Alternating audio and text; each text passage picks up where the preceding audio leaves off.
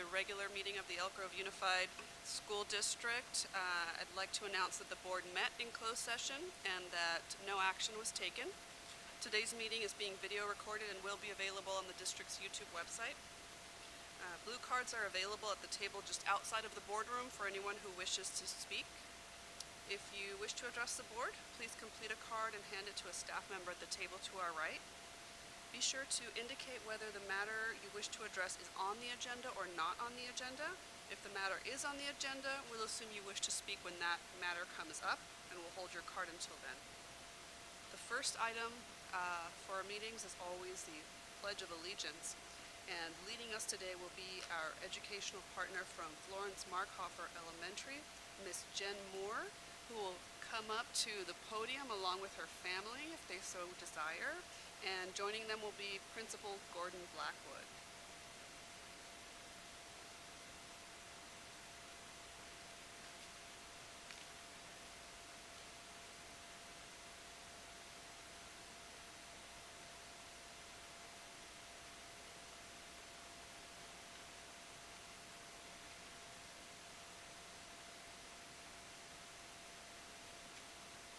So before you do that, I'd like to tell the folks gathered why you've been selected to lead the pledge today. Florence Markhofer Elementary School is honored to recognize Miss Jen Moore as our education partner. Miss Moore has spent hundreds of hours volunteering at Florence Markhofer. Several years ago, she took on the challenging job of starting the new parent-teacher organization, the PTO.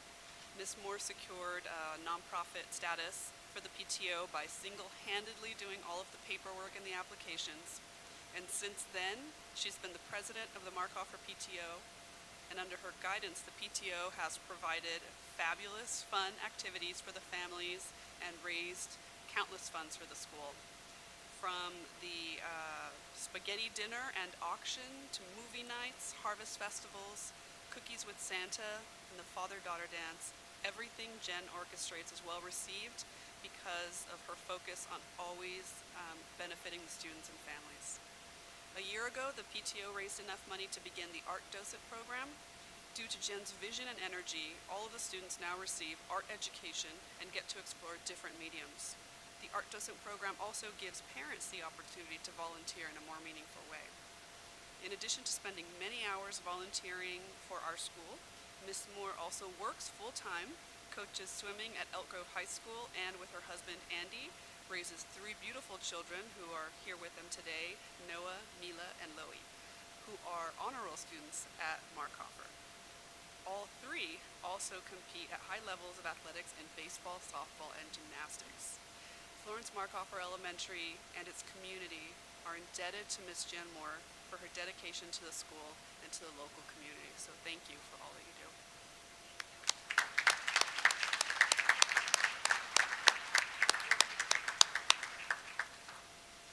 Now, if you will all please rise.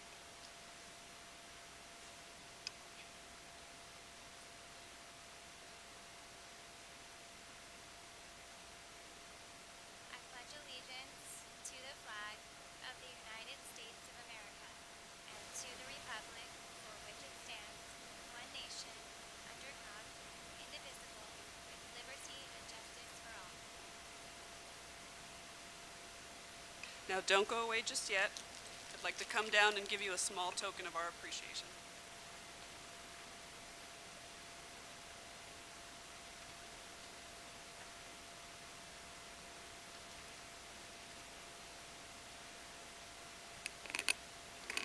Please feel free to come closer if you'd like to take a picture.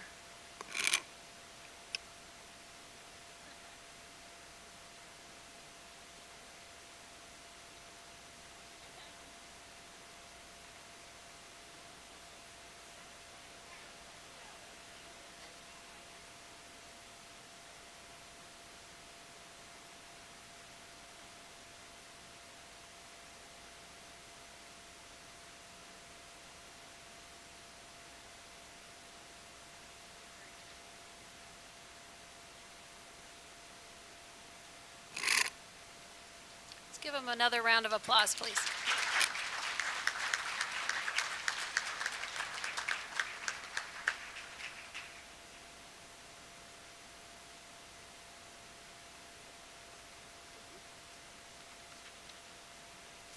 Next, we'll move on to our presentations and recognitions. Today, we're going to have high school student representative reports from Monterey Trail and Valley High Schools. Let's hear from Monterey Trail first.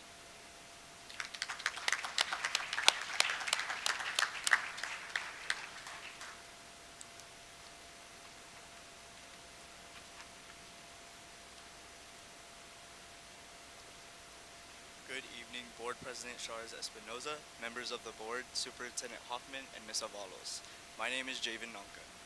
And I'm Timur Ali, and we are members of the senior class from Monterey Trail High School. Go Mustangs!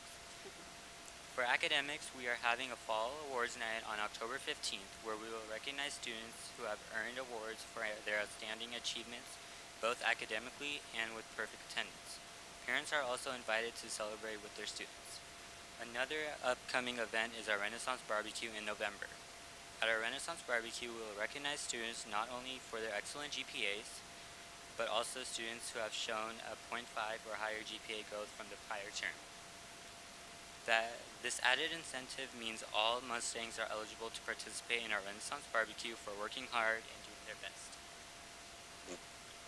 For our school community this year, to increase inclusivity, we revamped a couple of our school events. On August 13th, we hosted a Giddy Up event, and this year, we invited all classes rather than inviting just the freshmen to the event. At this event, students are able to meet up with their friends, get their schedules, talk to their counselors, and essentially get back into the MT vibe. On August 28th through the 29th, ASB organized Club Rush for the students during lunch on the quad. Club Rush allowed each of our 65 clubs to advertise what their club is all about, their meeting dates, time, and what to expect as a member. On September 7th, the freshman tailgate invited freshmen to hang out with the Link Crew leaders and friends, watch Impulse Dance Company perform, play games, and have dance-offs.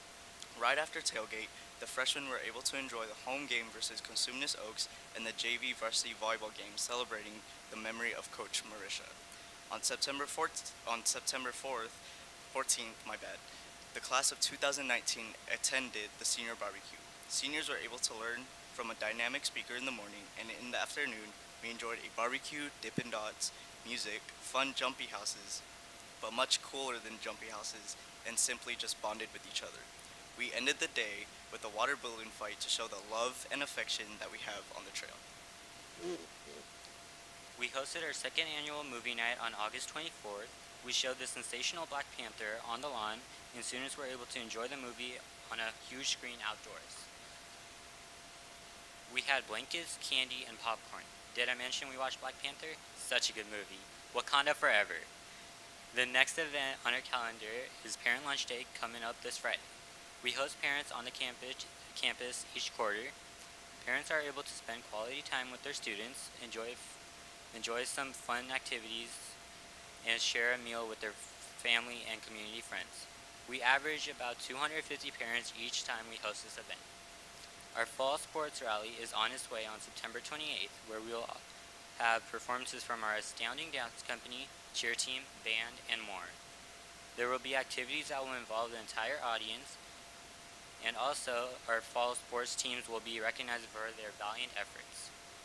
And what's a fall rally without a homecoming? Our fall homecoming is on October 6th. Students are able to enjoy an evening with their peers dancing. There will be a photo booth where they can take pictures to cherish.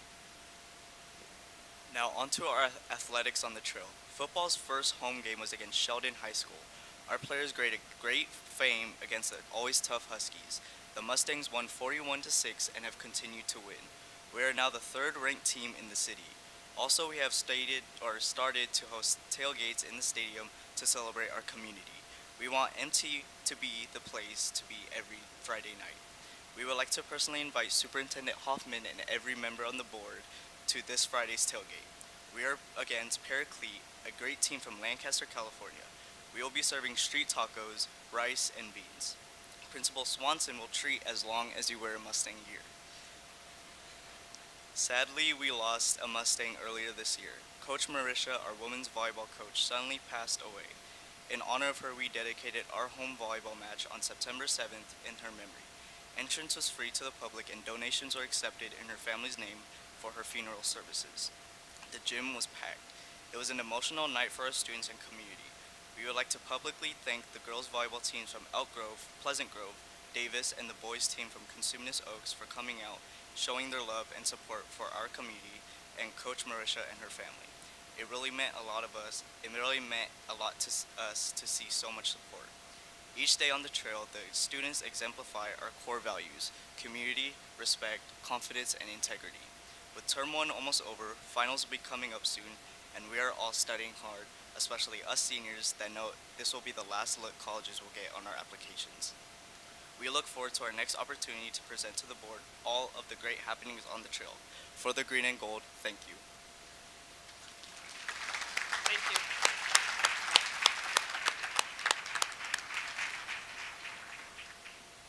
On behalf of the board, of course, I'd like to extend our condolences to Coach Marisha's family as well, so thank you for sharing that with us.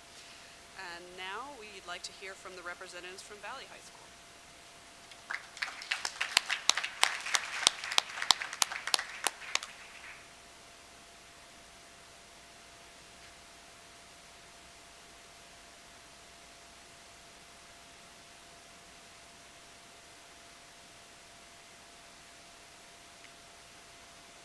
Good evening, Board President Chavez Espinoza, members of the board, Superintendent Hoffman, go Vikings, Ms. Avalos, and Ms. Avalos.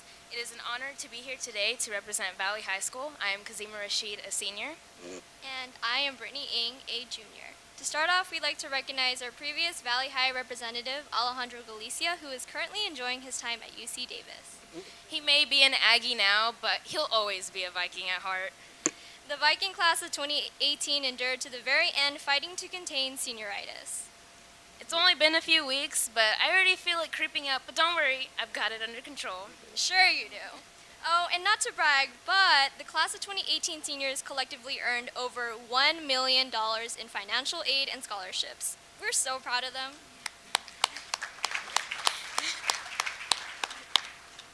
We'd also like to give a huge shout out to our great Viking scholars, Nicholas Yang and Aldwin Rodriguez, for being able to attend the California's Boys State program, and Maria Mercado for being able to attend California Girls State over the summer. They proudly represented Valley High, and they continue to be great leaders on campus. ASB has been planning our great events like Block V, where we will be celebrating students who earned a 3.5 GPA or higher from last semester. And let's not forget the Strong Start Lunch, where teachers can pick a student who started the year off with a strong start to enjoy a fresh barbecue during lunch. To kick off the year Viking Strong, ASB hosted the Freshman Orientation and Barbecue, where we gave tours of the campus and helped the new scholars find all of their classes before the year started. This year, over 500 students and their families came out to visit the campus. Our Viking staff has also greatly grown over the summer. We now have 2 new vice principals and 11 new teachers.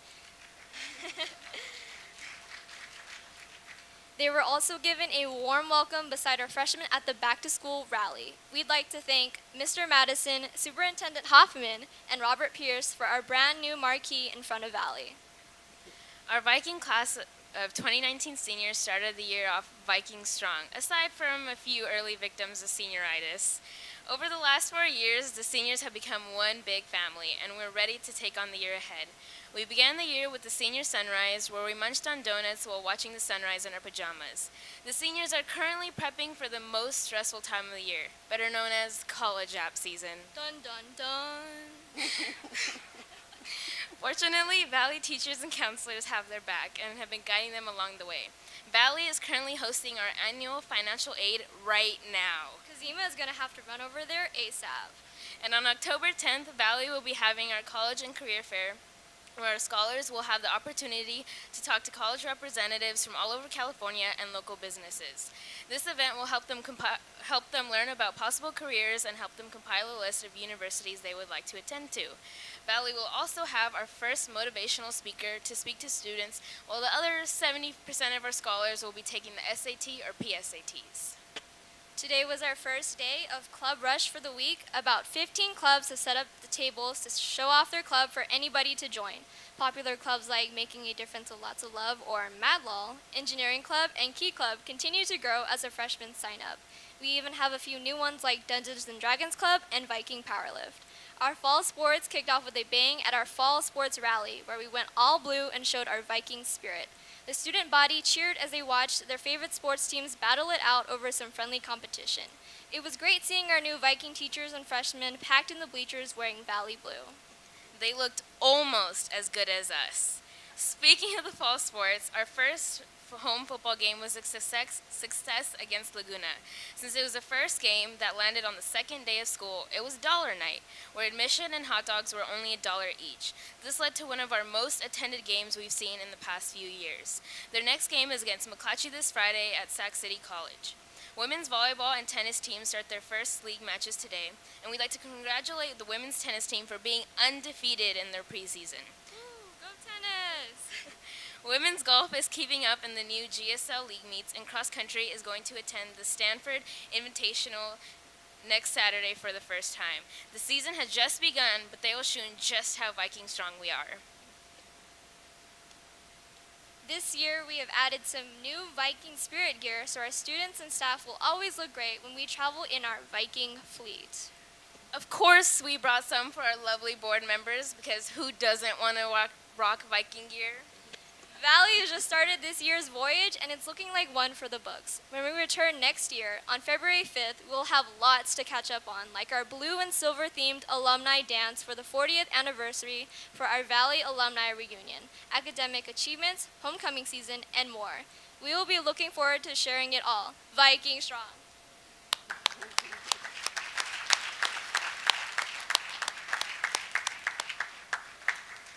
Nicely done, ladies. Thank you so much. Before we let you go, I'd like to recognize the principals of these two fine schools. I saw Mr. Richard Gutierrez in the back, principal of Valley High School.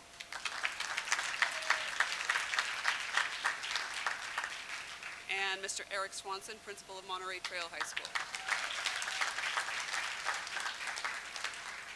And students, thank you so much for your reports. You are free to leave.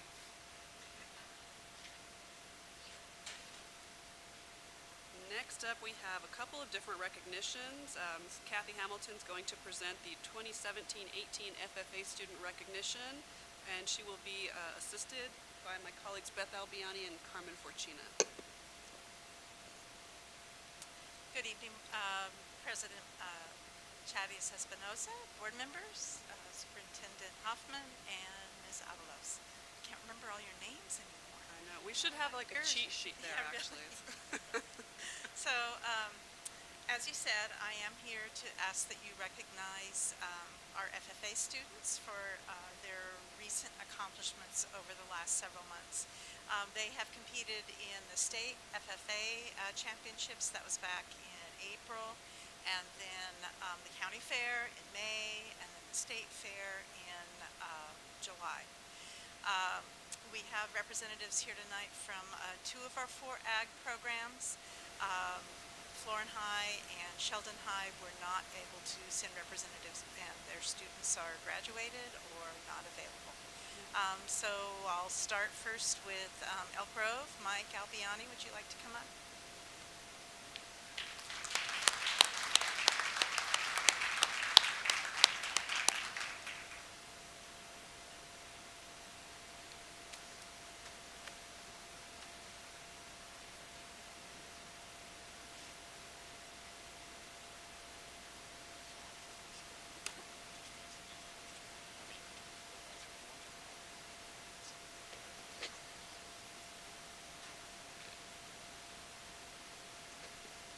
Members of the board, Superintendent Hoffman, and staff, I would like to thank you for taking time to recognize the Elk Grove FFA students that were winners at the Sacramento County Fair in May and the California State Fair in July.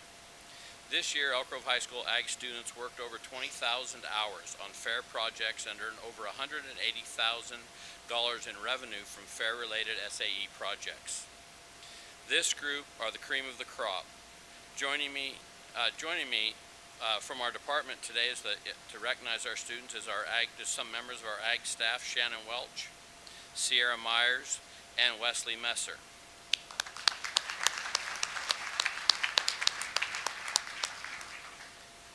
The students that we're going to recognize produced Supreme Champions and or Best of Shows at one or the other of the fairs this summer in beef, swine, poultry, rabbits, And then always our favorite is our food processing and technology. I'd like to read their names and have them come forward to be recognized. Sophia Albiani.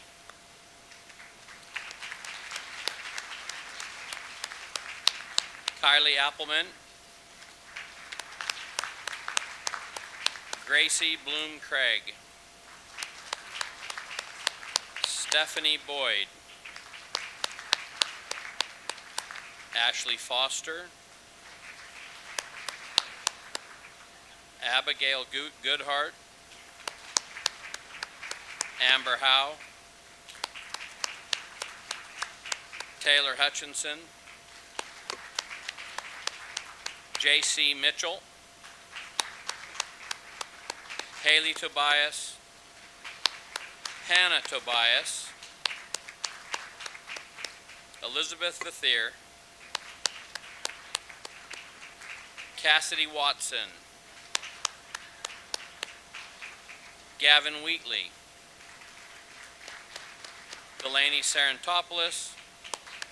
Olivia Folk. Bella Harder. Tristan Hibbs. Savannah Hunter. Millie Menking. Jacob Moreno.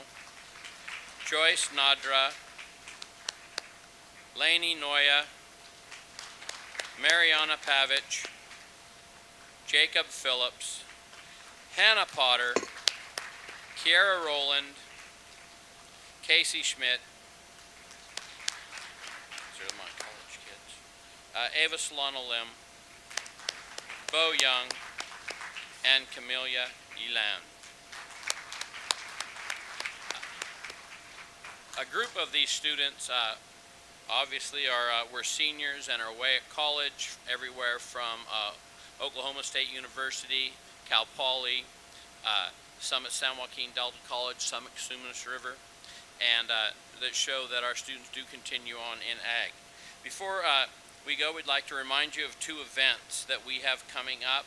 The first one is September 27th and 28th is the third grade field day at Elk Grove High School at a combination of the baseball field and the ag farm, because thanks to the district and your generosity, they're in the middle of construction of our new barn at the school farm.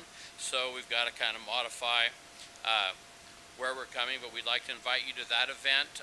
It takes place pretty much from 9 to about 1 each day. And then October 6th, if you're up to having some fun, the Elk Grove FFA Alumni Barn Dance is October 6th at the Lent Ranch. And if you're interested in any of those events, let me know and I will take care of you. Thank you again for your support. Thank you, Mr. Albiani. I forgot. We have a gift they gave you already your gifts. Thank you. So, thank you. Thank you, Mr. Albiani.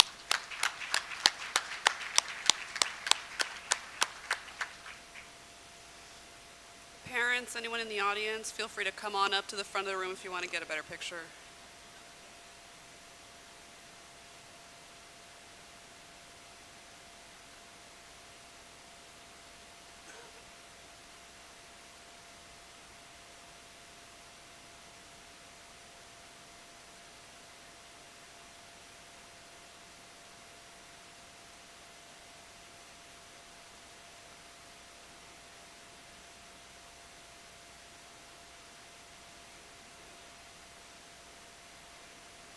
All right, this last one.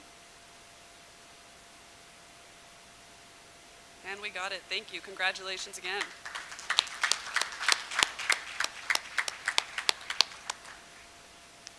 And now I'd like to introduce Jenna Swanson, who will present her students from Pleasant Grove High School. Thank you.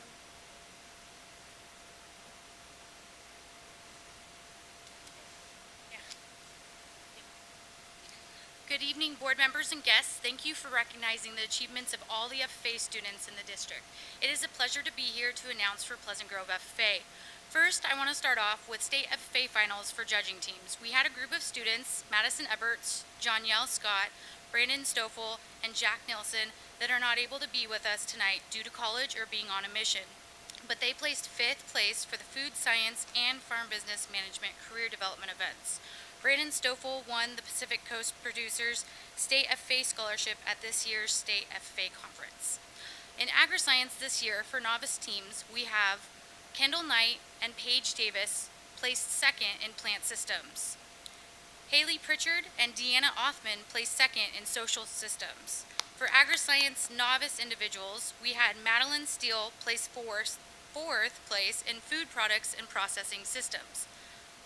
The next set of students to be recognized are for their achievements at the Sacramento County Fair and State Fair.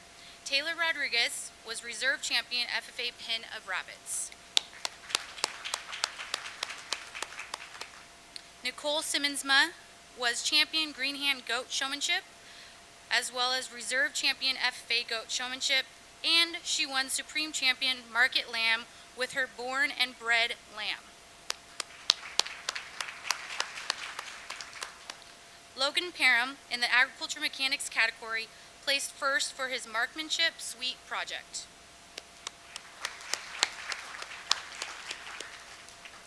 Next, I have Katie, and it's quite a list, so just bear with me. Katie at County Fair was Champion FFA Goat Showmanship. She did Champion Green Hand and Advanced. She won Green Hand and Advanced FFA Sheep Showmanship. She placed 3rd place Large Animal Master Showmanship. She was FFA Reserve Champion Market Lamb, Reserve Champion Breeding Boar Goat, and at State Fair, she won Reserve Breed Champion Market Lamb.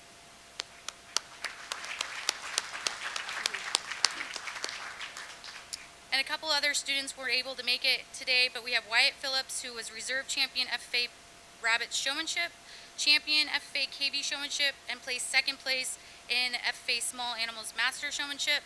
And then we have Isabel Waterman, who was Reserve Supreme Champion Market Eggs. Thank you again for recognizing all of our students for their hard work and accomplishments. Thank you.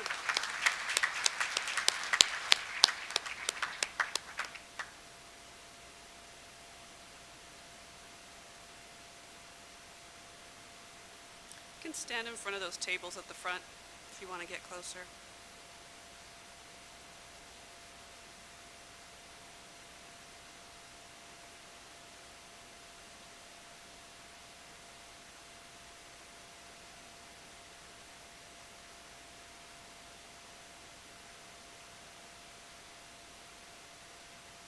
Congratulations again, Pleasant Grove.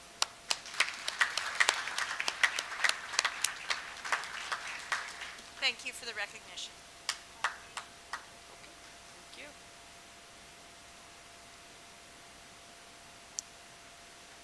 And our next recognition will be led by Mr. David Riley, and that's the introduction of our new, I believe it's our new elementary administrators. Correct. Okay.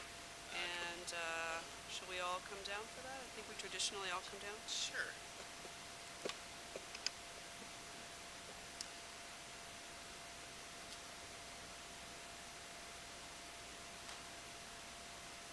So as you're making your way down, good evening, President Charas Espinoza, members of the board, Superintendent Hoffman, Ms. Avalos.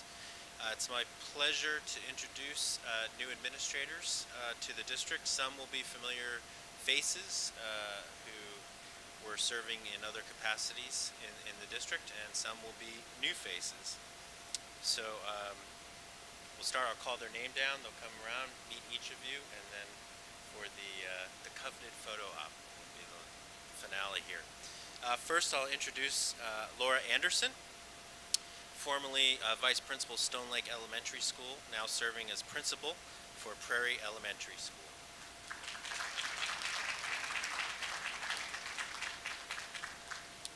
Next, Patrina Baggett, formerly Academic Program Coordinator for Samuel Kennedy Elementary School, presently serving as Vice Principal for Stone Lake Elementary School.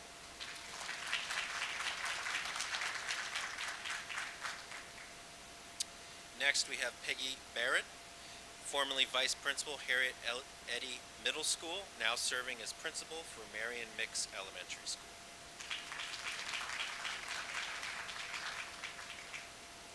Next, we have Diane Davis Quidgen, formerly serving as Vice Principal of Arlene Hine Elementary School, presently serving as Principal for Franklin Elementary School.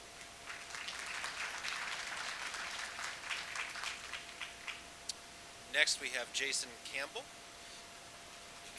formerly serving as Vice Principal of Edna Beatty Elementary School, presently serving as Interim Principal for Helen Carr Costello Elementary School.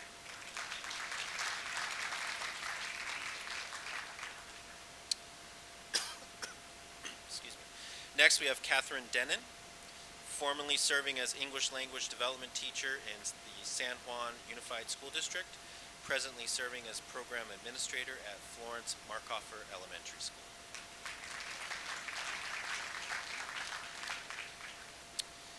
Next, we have Dr. Bindi Graywall, formerly serving as Director of Human Resources, she looks familiar, and currently serving as Assistant Superintendent of Schools Pre-K 6 Education.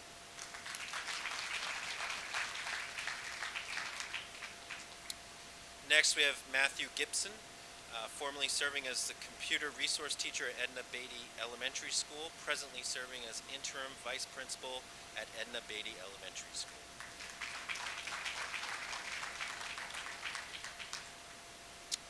Next, we have Jill Jones, formerly serving as a classroom teacher at Marion Mix Elementary School, presently serving as Vice Principal for James McKee Elementary School.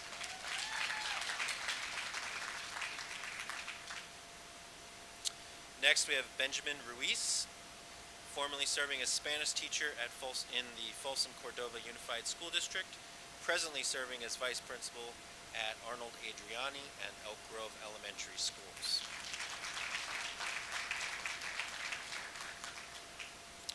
Next, we have Marianne Williams, formerly serving as a K-8 principal in the San Juan Unified School District, presently serving as principal of John Earhart Elementary School.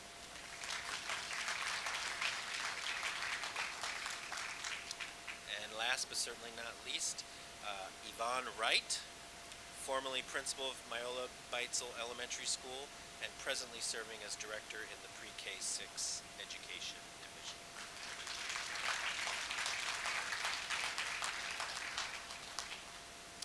So we welcome all of these new administrators in their new roles, and we get to take a picture now.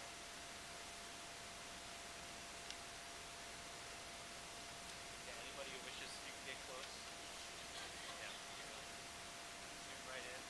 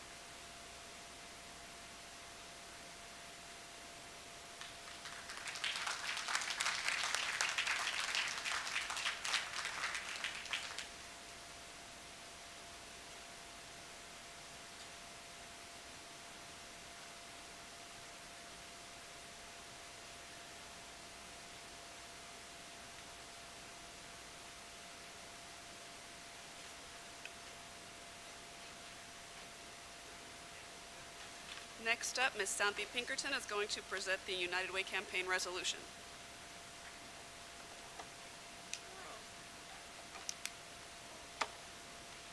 Hey, I put it in all your drawers.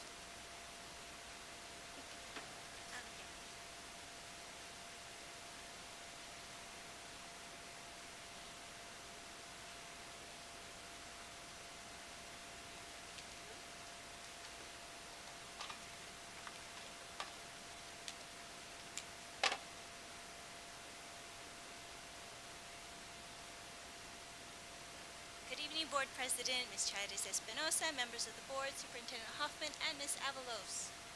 So, the United Way is an organization dedicated to public service through the efforts of the 180 member agencies and affiliates serving Sacramento, Placer, El Dorado, Amador, and Yolo counties in the field of education, health, rehabilitation, family, youth and aged counseling, legal aid, and emergency assistance. With me this evening is Danielle Henderson. She's from the United Way, and she's going to provide a brief overview of how the United Way supports our students locally. Thank you for having me. Thank you, members of the board, as well as Superintendent Hoffman. And thank you to all the educators we saw today as they provide the face of all of our education here in our communities, and they make the real impact on our students. I have for you a packet. It's our annual report about all the impact that we make in our communities. Today I'm going to talk to you about the impact that we make for Elk Grove Unified School District and the impact that your campaign makes for your students locally. So our local United Way has been around for 90 years. We started in 1923, and over that time we've raised $420 million for our communities. We serve Amador, Placer, El Dorado, Sacramento, and Yolo counties. In 2017, we had over 25,000 donors in our communities. That's not only from our state workers, as well as our community partners such as yourself and workplace campaigns, which is what I do. So our project locally is called the Square One Project. Not only can employees donate to any 501c3, they can also donate to our local education project that impacts Elk Grove Unified School District. We've committed 20 years to our Square One Project. And our goal is to significantly increase the number of students that graduate from college and are ready for their career. We want to create healthier students, and we want to create a smarter workforce that will enable and uplift our own communities.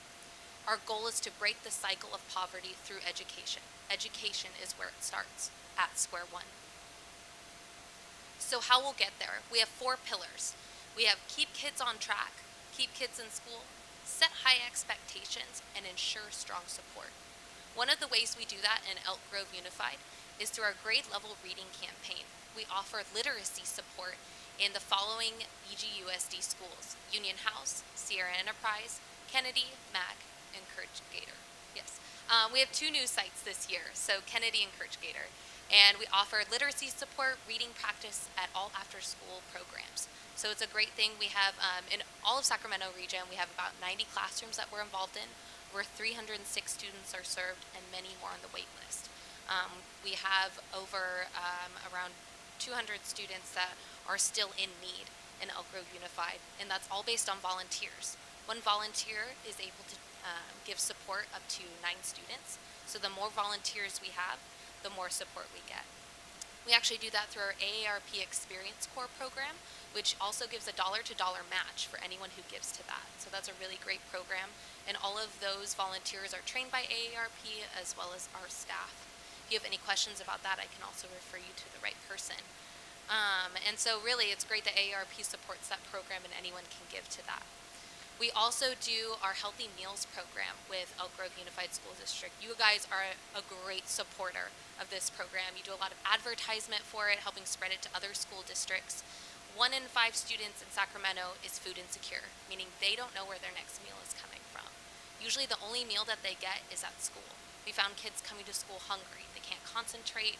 They're not ready for school in the morning. They're tired. They're exhausted, not ready to get their homework done or be engaged in their studies. So we're really excited to have you as a partner.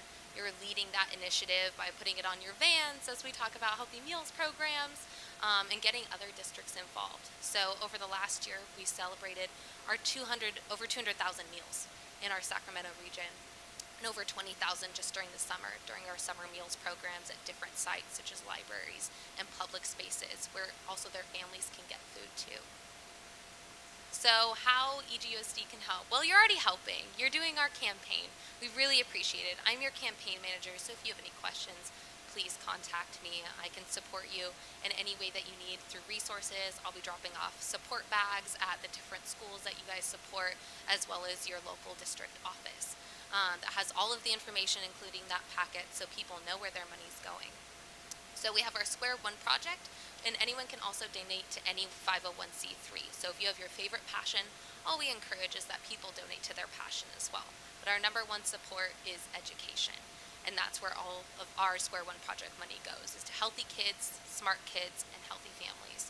We saved over $10 million in our community last year just through VITA tax support, so free tax services. So we want to ensure not just the kids are supported, but also their families as well, because stronger families mean stronger kids that go on to high school, college, or career readiness. We also have our Day of Caring coming up, actually this weekend. So about 1,000 volunteers will be going out over 25 different projects. Some in Elk Grove as well. We have New Star coming out, which is actually in Elk Grove. Really supporting your schools as well. They did a school drive for your Elk Grove Unified School District, which was really great. We also have our Young Leaders Society and our Women United. Young Leaders Society provided over 55,000 gallons of clean water to our students because we found that it was cheaper to buy liters of soda than bottled water. So we wanted to make sure they had access to clean water. And so anyone can either give their time or their money or just their support for United Way and Elk Grove Unified School District. So I thank you so much for your support tonight as well as the resolution. And if you have any questions, please let me know or call United Way. Thank you. Thank you very much. Colleagues, I'd like to call for a motion to adopt resolution number 19, which proclaims the period from October 5th through October 31st, 2018 as the United Way campaign. Moved by Ms. Allen, seconded by Mr. Bettis. All in favor, please signify by saying aye. And that passes unanimously. Thank you very much for the work that you do.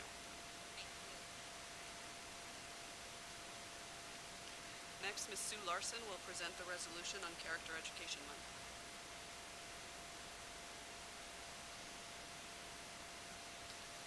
Good evening, President Chavez Espinosa, members of the board, Superintendent Hoffman, and Ms. Avalos.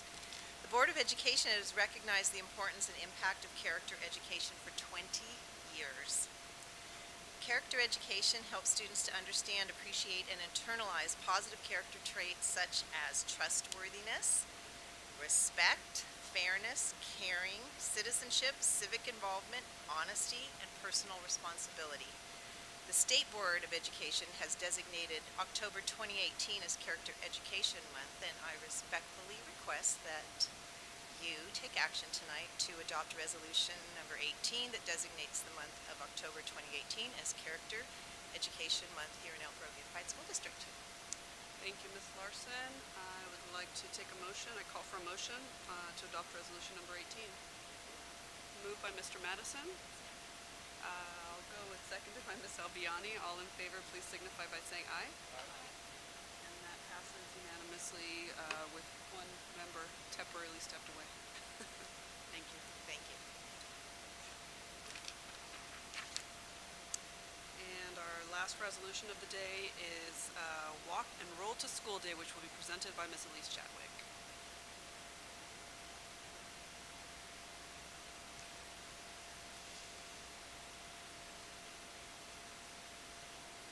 Good evening, President Charles Espinosa, members of the board, Superintendent Hoffman, and Ms. Avalos. Thank you for this opportunity to present the annual Safe Routes to School update and the resolution for Walk and Roll to School Day 2018. So I'll go over that a little bit, why the name has changed.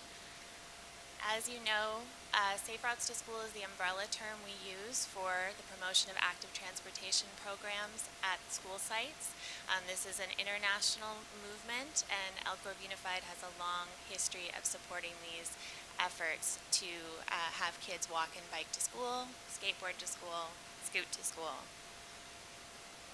We're committed to this because we believe if kids can walk and bike to school, there are many benefits, including increased student physical activity, decreased traffic congestion, improved community relations, and we've also seen more research coming out that students are much better prepared to start the school day when they have had some activity in the morning. So in Safe Routes to School, we talk about the E's, and we've been working hard this last school year in the areas of education, encouragement, enforcement, and engineering. Last year, you can remember I talked more about evaluation, and we compared some of the statistics we had for our Caltrans grant. This year, we've been focusing more on programming. In 2017-18, we continued our commitment to bike helmet education.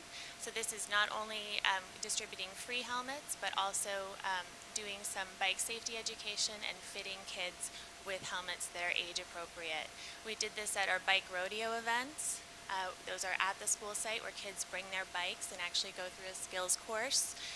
They also get their bike attended to see if it needs repairs or if their parents need to repair it if it's more extensive. And then we also did this through the attendance bike giveaway. So we partnered with Elk Grove PD and also Sac City PD to provide free helmets to all of our elementary attendance winners. And we have 10 elementary schools that are set up as school helmet safety centers through UC Davis Injury Prevention, which means they have a rotating supply of helmets to distribute to students whenever they should need. We also did safety assemblies, pedestrian and bike best practice assemblies at several schools. This is usually in partnership with law enforcement. So it just really helps to have the safety information that I can provide, and then also the real world experience that the police officers can provide to the kids of incidents they've seen and how to avoid collisions out around the school site. We did bike handling skills. Again, we did another after-school bike club, this time not just for Sunrise Elementary, but McGarvey and Sunrise schools. This was great because it was McGarvey's first year as a school site last year, and they are sited very optimally for biking, and I'm happy to report that almost half of the student body bikes to school there, so it was a really opportune time to support them. We also had bike rodeos at several school sites. This is just a picture from an example of one of our right-of-way lessons. We teach kids to ride their bikes like they would drive a car, so riding in the same direction as traffic, following all traffic signs and signals. So at the school bike club, it was over 10 weeks, 1 hour after school per week, and we had classroom time where we talked about things like right-of-way rules, and then we also had several days where we could take the kids out on street and ride with them with several adult volunteers to supervise. Here's our partner, Officer David Mosier. He's the head of the problem-oriented policing unit at Elk Grove Police Department, and he does a lot of the helmet education that we do at the bike rodeos. One thing we added this year to our bike rodeos is a pedestrian education component. This worked really well for kids that did not bring a bike to the bike rodeo or forgot their bike on the day of the bike rodeo. But it also worked well for those kids that did bring their bike to have a chance to talk about walking safety too, so to pair the two topics together. So we practice on a set up simulated sidewalk on the blacktop to talk about where it's safest to cross, what's the right of way, how to avoid distractions on the street. This was a program when McGarvey did open. I just thought it was innovative. Over there, some of the parents got together and decided they were going to chalk out safety messages on the ground for those families that are just having their first route to school. And they also even chalked out footsteps to show people what were the safest routes, obviously to the intersections with crosswalks and stop signs.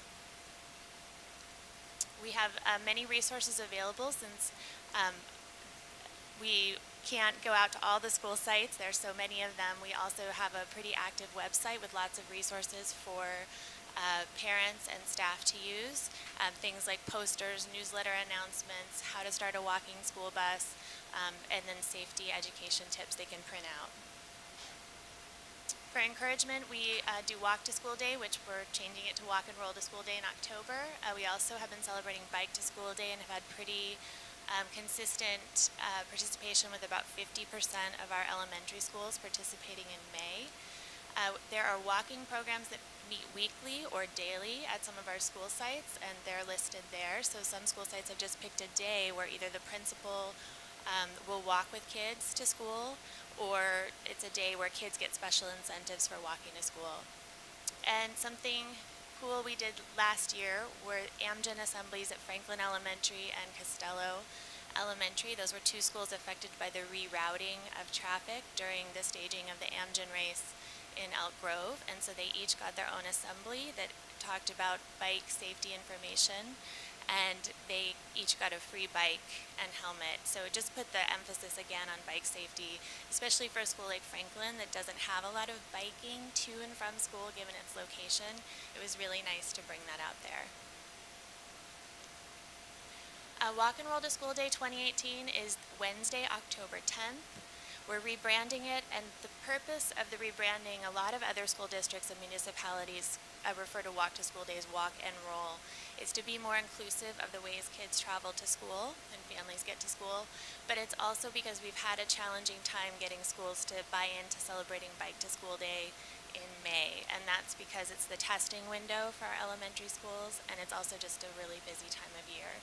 So we'd like to promote biking and rolling to school earlier in the year. We hope to see you at some of the school sites, so you now have a complete list of what's going on at all of our 42 elementary schools. If a school is celebrating on an alternate date, there's an asterisk and it tells you what that date is. Here's just a picture from our Franklin Assembly. It's a beautiful day. As far as enforcement, we continue to partner with Elk Grove PD and Sac City PD, Rancho Cordova PD, and the CHP to bring awareness to pedestrian safety. Elk Grove PD has started something called Operation Crosswalk, which they do for a full day in the fall and one full day in the spring. That's where officers come out to all of our 21 school sites in Elk Grove, elementary school sites, and man the crosswalks to speak with drivers in a positive, non-punitive way, and also just draw attention to the fact that there are pedestrians coming at arrival and dismissal, and extra care is needed. We continue our efforts with the Elk Grove School Traffic Safety Committee meetings. That also includes, I didn't put it up there, but that also includes the City of Elk Grove and the City Traffic Engineer. So we problem solve quarterly things that come up and try to find areas where we can collaborate. As far as engineering, I'm happy to report that we were awarded in a second round of funding a grant through that state active transportation program to do some non-infrastructure work, so some education and encouragement at Florence Markoffer, Joseph Kerr, and Elk Grove High School. This won't start until 2019-2020 school year. That's because it goes hand in hand with extension of the sidewalk on the eastern side of Elk Grove Florin Road. So right now there's some sidewalk there, but then there's some stretches that don't have sidewalk. That will be a continuous sidewalk, and there will be pedestrian and bike improvements once that's completed next summer. So we'll have a chance to do some outreach to the school sites and promote walking and biking with that money. We also have been working closely with the widening of the road Whitelock Parkway in front of Pinkerton Middle School and Cosumnes Oaks High School. There was not enough traffic infrastructure planned along with the development that's going on over there. So we were able to advocate, and a new signal will be put in just to the east of the school within a year, and as an interim measure we will have a four-way stop sign. So we're really pleased that the city was so responsive to our request there. And then other school sites, as they come up, I'm working with the municipalities to make sure that we can problem solve and strategize what are some of the infrastructure issues, because that's really one of the most effective ways that we can keep kids safe. Finally, with our Measure M funds that we have started using across the board, and I know we have so many projects going on right now, and one component of those projects are parking lot upgrades. And along with that, arrival and dismissal procedures may change due to the parking lot changes and infrastructure changes on site. So I can do these maps for schools where we look at the surrounding area and what are the pedestrian and bike infrastructure that's available, and on the back side we put what is their specific arrival and dismissal procedure, and what do they expect of parent drivers, and what precautions do they need to take. So it really helps them. They can put it up on their website. They can also send it out to parents via email. So they really like that. And in June, we were recognized by the Rancho Cordova City Council. So this was not just Elk Grove Safe Routes to School program, but also McGarvey and Sunrise Elementary Schools, and the 50 Corridor Transportation Management Association. There's a very tight connection there because the 50 Corridor nonprofit, they actually fund our PTOs over there to do some of this Safe Routes to School project work. One of the things they fund is the electronic scanning program for kids that bike and walk, and they were able to show that they saved 32,000 car trips just last year, and the kids logged 31,000 miles between those two schools. So it is an area where, because of the Transportation Management Association, we do have more resources, and it was really nice to have the City Council recognize that. In the back behind Principal Hawk is Council Member Robert J. McGarvey. You can't see him very well in that picture, but it was nice to be there with him. And I thank you for your support of the resolution. Thank you very much, Ms. Chadwick, for the work and great report. I'd like to call for a motion to approve resolution number 13, designating October 10th, 2018 as Walk and Roll to School Day. Moved by Dr. Martinez-O'Leary. Second. And seconded by Mr. Fortuna. All in favor, please signify by saying aye. Aye. And that is approved unanimously. Thank you. Colleagues, next we have a request for return from student expulsions, and I'd like to call for a motion on that item. Moved by Ms. St. Allen and seconded by Ms. Albiani. All in favor, please signify by saying aye. That passes unanimously. Thank you. And now we've come to our public comment opportunity for items not on the agenda. First up is Ms. Lorene Pryor, who will be followed by Lily Devaney.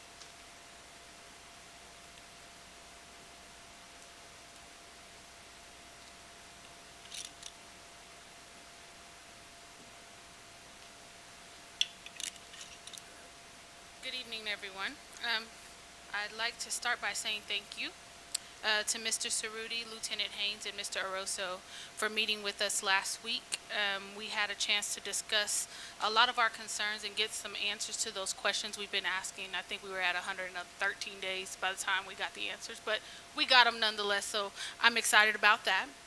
I was concerned to learn about the district's police force and whether the answers were given were 100% factual. I'm not really sure just yet, but I've been asked to trust them until they give me a reason not to trust them, so we'll go with that. I also like to thank Ms. Sue Larson, Mr. Ross, and Ms. Lisa, I want to say is Vartanian, for sitting down and talking to us about PBIS and the way that program was set up 7 years ago and how you're trying to roll it out to all your schools. I'm appreciative of that. We also had a chance to talk about some of the buzzwords that were being used and the connotation to those words and how they mean certain things to certain communities. So we've made a commitment to sit down and go over those words and try to find some replacement words so that it's not offensive to certain communities. I'd like to tell you that, we've been here talking about Julian Cannon for some time now, and we had to remove him from Consumnes Oaks because he was still facing harassment from the student who accused him of stealing his earbuds, and also from the mother of that student. So I'm trying to figure out what responsibility the school had to keep the students apart, if there was a no contact order, if there was any type of conflict resolution, mediation, something that could have happened that would have allowed that Julian to stay on campus and really finish out his junior year. I know we're going to court with him on October 3rd or 4th, but to constantly look up and this child is standing over him, to constantly look up and not be able to avoid the interaction because he was blindsided. I would like to know what is the process for keeping kids safe in that situation, and what responsibility does the administration have in keeping that child safe? If we're expecting him to become a whole child once again at some point, why are we still subjecting him to harsh treatment or to situations that could have him defending himself or lashing out because he's not getting any respite? So I would like those answers to those questions as soon as someone sees fit. Thank you. Thank you, Ms. Pryor. Next up, Ms. Lily Devaney, who will be followed by Alicia McDonald.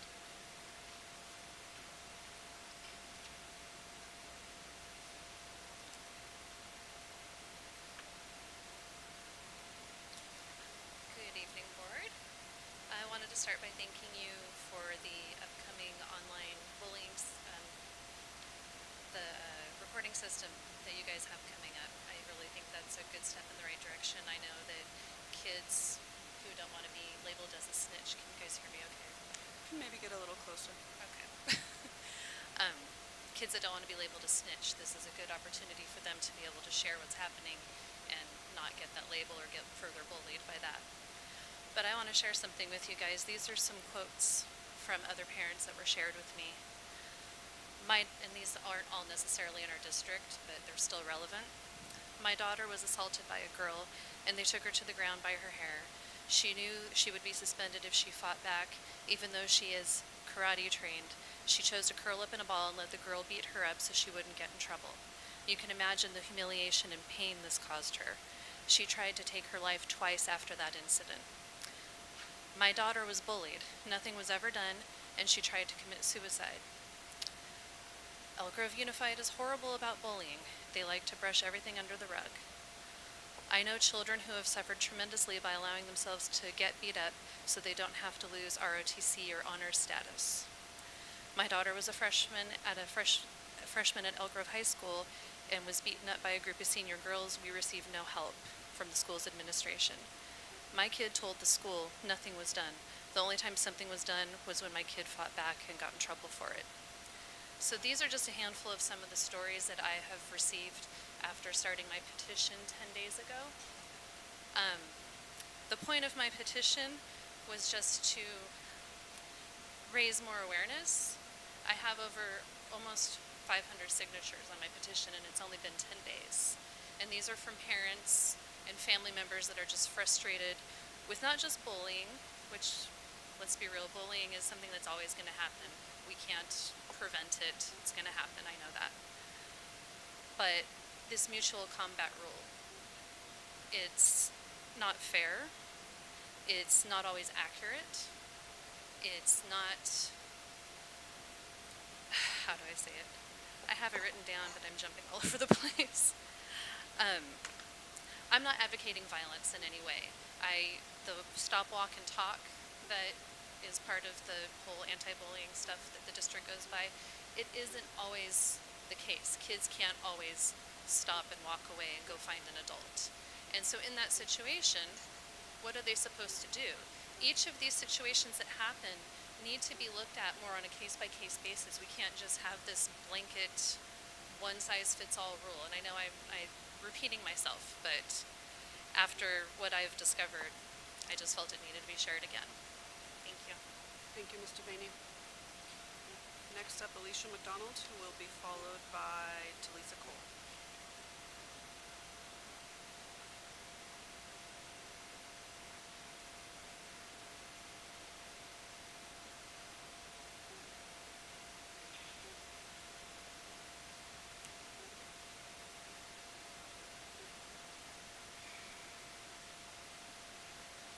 On August 31st, my son was beaten and bullied at Florida High School. Ms. McDonald, I don't want to interrupt you, but can you pull that microphone closer to you? Thank you. On August 31st, my son was beaten and bullied at Florida High School. They told me it was mutual combat. My son it was premeditated. My son was followed through a crowd and attacked from behind and knocked to the ground, and his head was stomped into the concrete. My son hit one of his 4 attackers and was basically charged with mutual combat. My son then was told he was suspended for 5 days, and then it was amended for 1 day, and then he told he can come back to school, but so could the bullies. My son has not been back to school. He was put on home to hospital. Then he was told it was mistaken identity. No. And then last week, my daughter's now being bullied in Elk Grove Unified School District. Then today, I get a phone call. My daughter was pushed by 16 girls down to the ground and hurt. And the school nurse called me and told me, "Oh, your daughter's sick, but I'm not going to send her home." That's not why my daughter was calling me. My daughter was calling me because she was pushed down and hurt by 16 girls at school today. Bullying is not okay in any way, shape, or form. Both of my kids are being bullied in Elk Grove Unified School District, and I'm not okay, and I'm going to fight back. Justice is going to be served. Thank you, Ms. McDonald. Ms. Talisa Cole.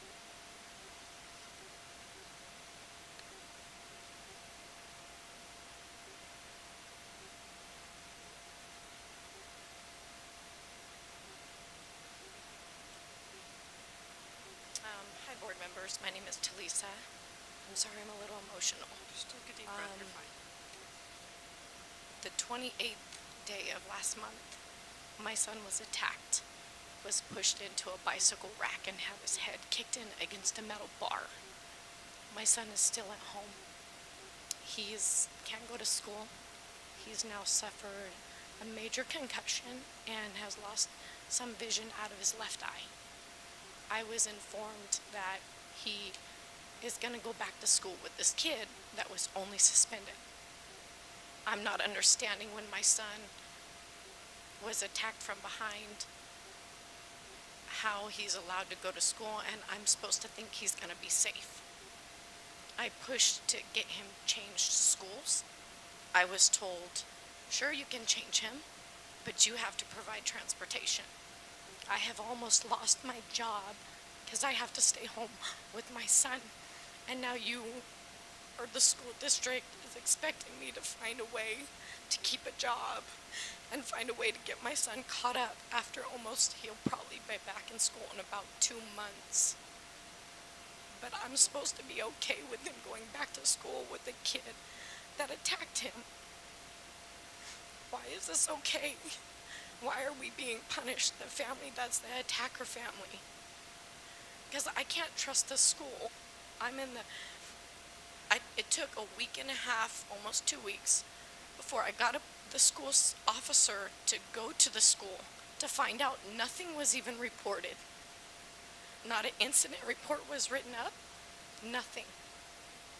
But yet my son is at home suffering, scared to death to go to school, is losing all of his academic anything in the beginning of the year. And I'm just supposed to be okay with him going right back to school with a kid that he's scared to death of. Because he can't be in sports for over a year now. He's going to go back to school expected to be able to pick up where all these kids are. How is this okay? You guys have a zero tolerance policy. Where is that in place? It says on your website you don't tolerate anything. Why is this okay then? Because they can't protect my son. And they can't promise me that they will. But I'm just supposed to lose my job so I can take him back and forth to school. And then you wonder why there's so many people in poverty. My son is at home hallucinating right now because his head concussion is so bad. Explain to a 12-year-old that he's really not seeing people in his house that aren't there, that he's not crazy. Tell me how to do this. I would love any kind of help. Thank you, Ms. Cole. Mr. Superintendent, can you make sure we have someone follow up with Ms. Cole? So that concludes our regular public comment. Next up, we're going to move to the consent agenda. I'm sorry. The one I have from Ms. Taylor is under item 8. Okay, I only have one, but you're welcome to come up now. Oh, on the same one? All right then, come on back. Yeah, take it.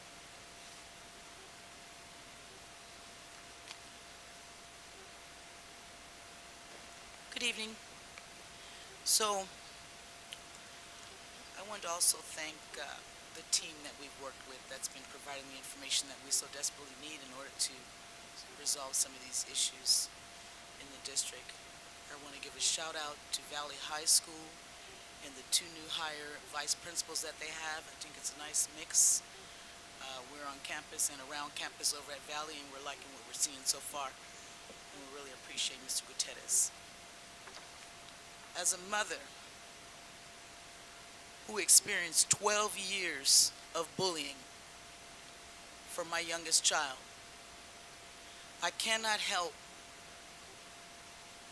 but wonder, why is it that Elk Grove Unified School District does not understand that bullying is against the law in the state of California? So here you have parents here in the audience that are complaining about continuous bullying. I heard the woman say she had 500 signatures to co-sign that bullying is happening in your district. You have a responsibility to the families and to the schools that you serve to obey the law and demand that the law is being obeyed in your schools. So with that said, since I am solution oriented, it won't take much for you all to call an assembly. You need to have a mass assembly at every one of your schools. You need to educate your schools, your teachers, all the staff, the students, as well as the parents about the law. There are programs available out there. Back when I demanded this being done in Sacramento Unified School District, it costs the elementary school $175 to educate that school, staff, students, and parents. So I'm not going to do the research for you guys because y'all get paid a whole lot of money to solve problems in Elk Grove Unified School District. And we should not come here and hear about more parents complaining that their children are being bullied in your district. Bullying is against the law in the state of California. We need you all to make sure that your schools know that. Zero tolerance, there shouldn't be another student or another complaint about bullying. And by the way, BYLP has also gotten another complaint about bullying on your school campuses. You can't stop the bullying, but you can definitely criminalize the students when they fight back to defend themselves. That's unacceptable. So we're going to ask you to implement something.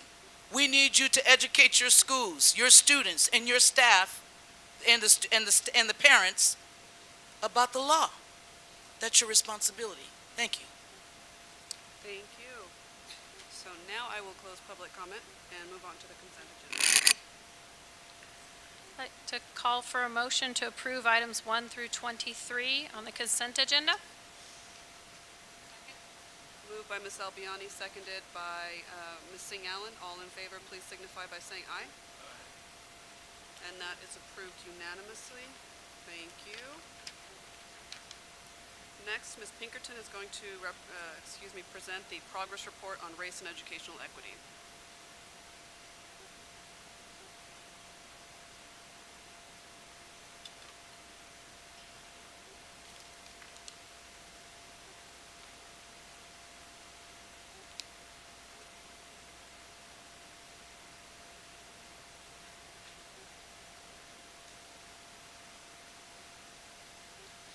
Thank you. So I have printed copies here if anybody would like a printed copy.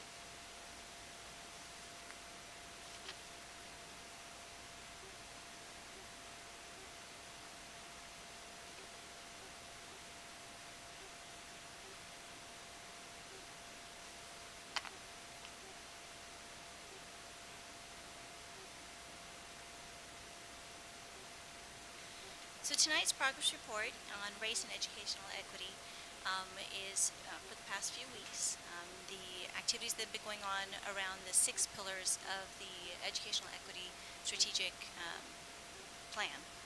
Those 6 are the professional learning and development, curriculum and instruction, school and community relations, school and community relationships, student-centered supports, opportunity and access, and recruitment, hiring, and retention. And I just put a PowerPoint presentation just to add some photos so people can see a little more of a picture of what's been going on. On the first part, under professional learning and development, we hosted the Power of One conference put on by the Learning Services and Supports Group. It was titled Ensuring Equity Through Professional Learning, that took place on September 8th. And roughly 700 or more school staff, which are teachers, administrators, attended, representing approximately 32 schools in the district. Following the Power of One conference the following week, on September 12th, there was also a town hall meeting that was held by Dr. Howard and Dr. Luke Wood, who were also at a subsequent meeting that we also had attended. And that particular meeting was held at McClatchy High School. There was representation there from the district office. And that particular town hall was to discuss the Capital of Suspensions report. It's a report that had been produced earlier together with the Sacramento NAACP. Following the town hall meeting, the very next day was the Ed Trust West Equity Forum, and there were about a dozen district people who went, leaders in the district, as well as staff. And that particular forum, there were approximately about, in total, roughly 500 people in attendance. From Elk Grove, we had about a dozen folks who went, and that was basically talking about educational equity from in terms of pedagogy, also ideology, very good presentations. Coming up under professional learning and development is the Sacramento County Office of Ed will be holding a reducing suspensions training that'll take place on September 25th, and there are approximately a dozen district leaders and staff who are going to be attending that. Followed up by, after that, there will be a first annual Student Support and Health Services Saturday seminar that'll be put together from our Student Support Health Services Department with led by Don Ross, and that'll be on October 20th. And that particular night, it's a seminar, and there'll be its inspirational event to include local and nationally recognized speakers, and a host of dynamic workshops and opportunities. And there are still openings for registering for that particular event. Regarding curriculum and instruction, the promotion of parent preview days for K through 8 history and social science instructional materials was first posted online and in social media, and then to better promote the September 10th date, an email was drafted and sent to all Elk Grove Unified School District parents. So on the very first preview day on August 4th, there were about 7 parents who came and provided their feedback regarding the materials. And then shortly after the email went out, we had at least 28 parents who then came and provided their feedback. It's valuable feedback. We're encouraging parents. It's reached the news outlets have also picked it up. So, and again, the message is going out that we would like to have parents come in and provide their feedback on these particular materials. The next one will be, I believe, in October 11th. Regarding school and community relationships, steady progress is being made during the stakeholder review process of board policies and administrative regulations. More than 15 stakeholders attended the initial meeting, which was held on August 29th, and upon request to review the relevant student discipline policies side by side, the creation of a working group resulted comprising stakeholders and district staff who will partner on the vitally important BP and AR undertaking. And several of the community members who were there that night are also here, such as Ms. Lorraine Pryor, also Ms. Allegra Taylor, and then several other community stakeholders were in attendance and are going regularly to the working meeting. The goal is to have completed the review process of BPAR 5144.1, 5144.3, and 5145.11, and brought before the board for approval by the November 13th board meeting. So there's a lot of work ahead, and it's moving along. The second bullet point, district staff attended the City of Elk Grove Multicultural Festival, and I'll show some of the pictures that I forgot about. So, professional learning development. So this first picture is the Power of One conference. You can see the number of attendees. Professional learning and development. This was the presentation that was held at McClatchy. And then this is just a quick snapshot of the kind of learning and training that was happening at the Ed Trust Equity Summit. And then, yes, the next day is October 11th for the preview day. And then now we're back to the Multicultural Festival. So the Multicultural Festival was very well attended, and we had several departments who were there to work with families, work with students. They made mariachi little eggs, or not mariachi, little maracas, and spun the wheel. We also worked with our Safety and Security Division, who was there as well. We had lots of little incentives that community partners were able to give us, and it was just a great day to be able to interact with students, prospective students, and families in the area. Our next upcoming outreach event where the district will have a presence will be Feria de Educación, and I already have many of our bilingual teacher assistants who are going to be in attendance, as well as some of our folks from CTE and also the Elk Grove Adult Center of Education will be there. The last bullet point under school and community relationships, the Office of Family and Community Engagement has started advertising its Family and Staff Wellness Series. This is one of several relation building type strategies that the Family of the FACE office, the Family and Community Engagement Office, has started implementing. So far, 54 people registered to attend the transition to middle school, which will have been held on September 12th, and which focused on informing parents that the transition to middle school can be stressful and taught them how to help middle school students get organized so that they have successful 2 years both in and out of the classroom. So 54 is a very healthy number. It's a crowded house already. And so the next particular event that will be coming up, registration is already open for the next Family and Staff Wellness Series seminar, which is how to navigate screen time and social media. And that'll be held on September 27th from 6 to 7:30 p.m. at Sunrise Elementary School.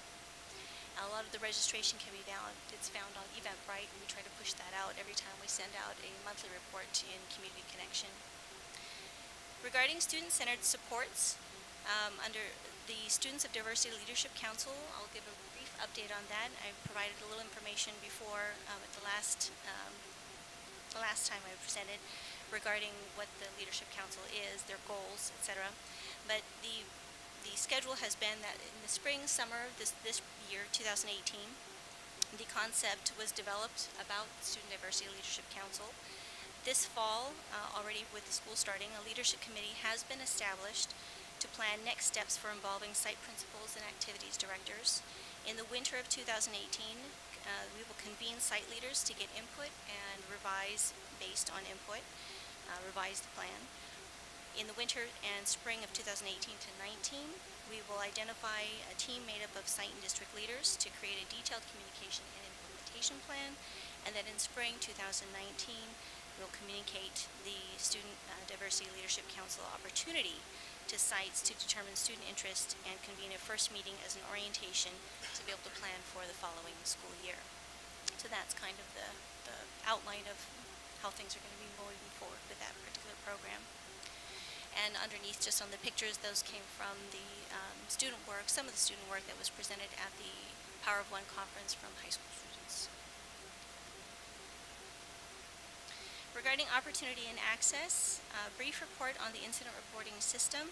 The IRS team is what we're calling them, met to review the desired customizations to the new system. The team created incident types and discussed possible incident response teams at the site level. And the IRS team also reviewed how and when district level response teams would be notified. The vendor then will use the team's information to create a simulation, and then the team plans to review the simulation by the end of the month, upon which it will be taken to the principal focus group for review. Once approval has been given to proceed, then the customization of the system will be developed out. Then regarding last bullet point under opportunity and access, we developed a new it's called New Volunteering Information Preparation Student Bulletin. It's using the Synergy email system to be able to reach students directly so that we can actually email them with information about scholarships. So things such as volunteer opportunities, information like scholarships or internships, and then preparation means college and career type of information that they can have. That goes out monthly right now, and then unless there's something that's urgent that students need, it's a timely matter, then we can send it to them as well. And topics that we've included recently have been about the HBCU Day, which was held this last weekend, High School Voter Education Weeks campaign, which is just launched yesterday, and also the Elk Grove Unified School District College and Career Fair, which will be taking place in mid-October, and of course Map Your Future at the end of October. So those are some of the student-oriented kinds of information that we're getting out to them. Lastly, under recruitment, hiring, and retention, in the area of recruitment, hiring, and retention, as you can see, although this picture is from last year, I think you saw this evening that there were a number of candidates who came forward. We continue to welcome new school and district administrators, and we always aim to attract the best and the brightest people from diverse backgrounds and cultures who represent and identify with our diverse student population. Thank you for that report. Any questions from the board? And you know what, Ms. Allen, I'm going to do public comment on this item first, so that we don't accidentally get into deliberations, and then I'll come back to the board. So first up, I have Lorraine Pryor, who will be followed by Corey Chadwick.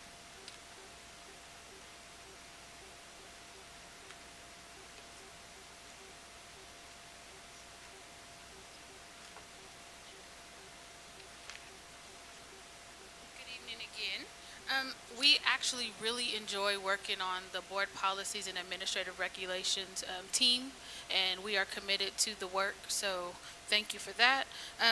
When we're talking about race and educational equity, we must start with a plan to address suspensions and expulsions of black males in your district. I didn't hear an update on that. If there's a plan, what is going to be done? How are we planning to tackle this issue? I also attended the meeting at CK McClatchy. It was good to see Miss Graywall, Dr. Graywall, and I know your name, Pinkerton. I know. It was great to see them in attendance, but there were some things that jumped out at me, and permission to read if I can. They say that black males are singled out for punishment. They are overregulated for minor actions, misidentified when no wrongdoings have occurred, recipients of quicker and harsher punishments, and viewed through a disorder-based lens. So if we know because of the data that that is happening, what is our plan to address that in our schools? It was one of those things sitting in that room, and you know the things are happening, but to have them listed out like that, and all I could think of was Julian and what he's going through and how he kind of fit into all these categories without complete investigations, with assumptions that he was the bad one, with no programming such as conflict resolution being offered to him or his mother. There was a lot that could have been done before we reached the level of court, and that was not done. So I'd like to see us take a look at that as well. And in terms of your reporting, I just want to know if the trust has been damaged within your administrators and how the students view them.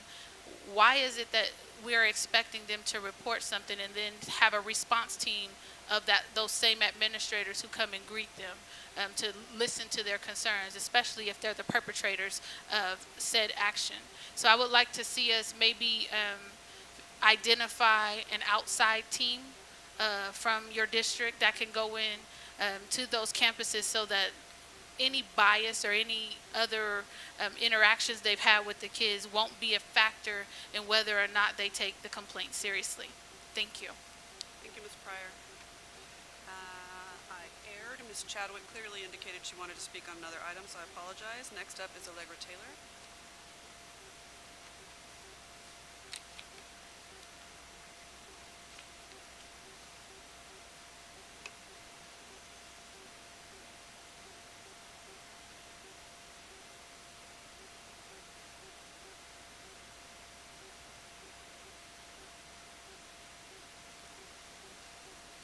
So, equity. When we talk about equity, what we're looking for as black parents is what kind of real investment are you going to invest in the children that's in your school district that's the lowest rate, that's the lowest performing group? Where's the accountability for the monies that's supposed to be used for that group? Those monies should not be used for training. And if you guys need more money to train your people in order to treat black children better, then maybe we need to cut some of your salaries because you make quite a bit of money. But the monies that's supposed to be allocated for that group, if those monies are not being spent on those kids, where's the equity? How are we really trying to make changes for those kids? We can't take all of those funds and just train your staff and then take 7 years to implement stuff. You got PBIS that's taken 7 years to implement. Although I am very grateful for being on the team to help make some of these changes, I still must stress to you the same thing that I stress to the people we're working with. Number one, why is it so difficult for you all, your staff, to deal with black students? What I don't understand as a black parent who do not discriminate against any child, I don't understand why it is that you all, or those who are teaching our children, cannot treat our children like every other white child that they come in contact with. There is no difference. Black people, black mamas, we treat all the kids the same. I'm going to treat your kid, and their kid the same way that I'm going to treat my kid. There is no difference. That's why I don't understand why we got to do all this training. So if there needs to be training in order for you to provide equity for our kids, that training needs to be a training of a different mindset. Because obviously there's some mindsets in your district that don't line up with being able to provide services or educate our children. We are coming here to demand that you all provide real equity.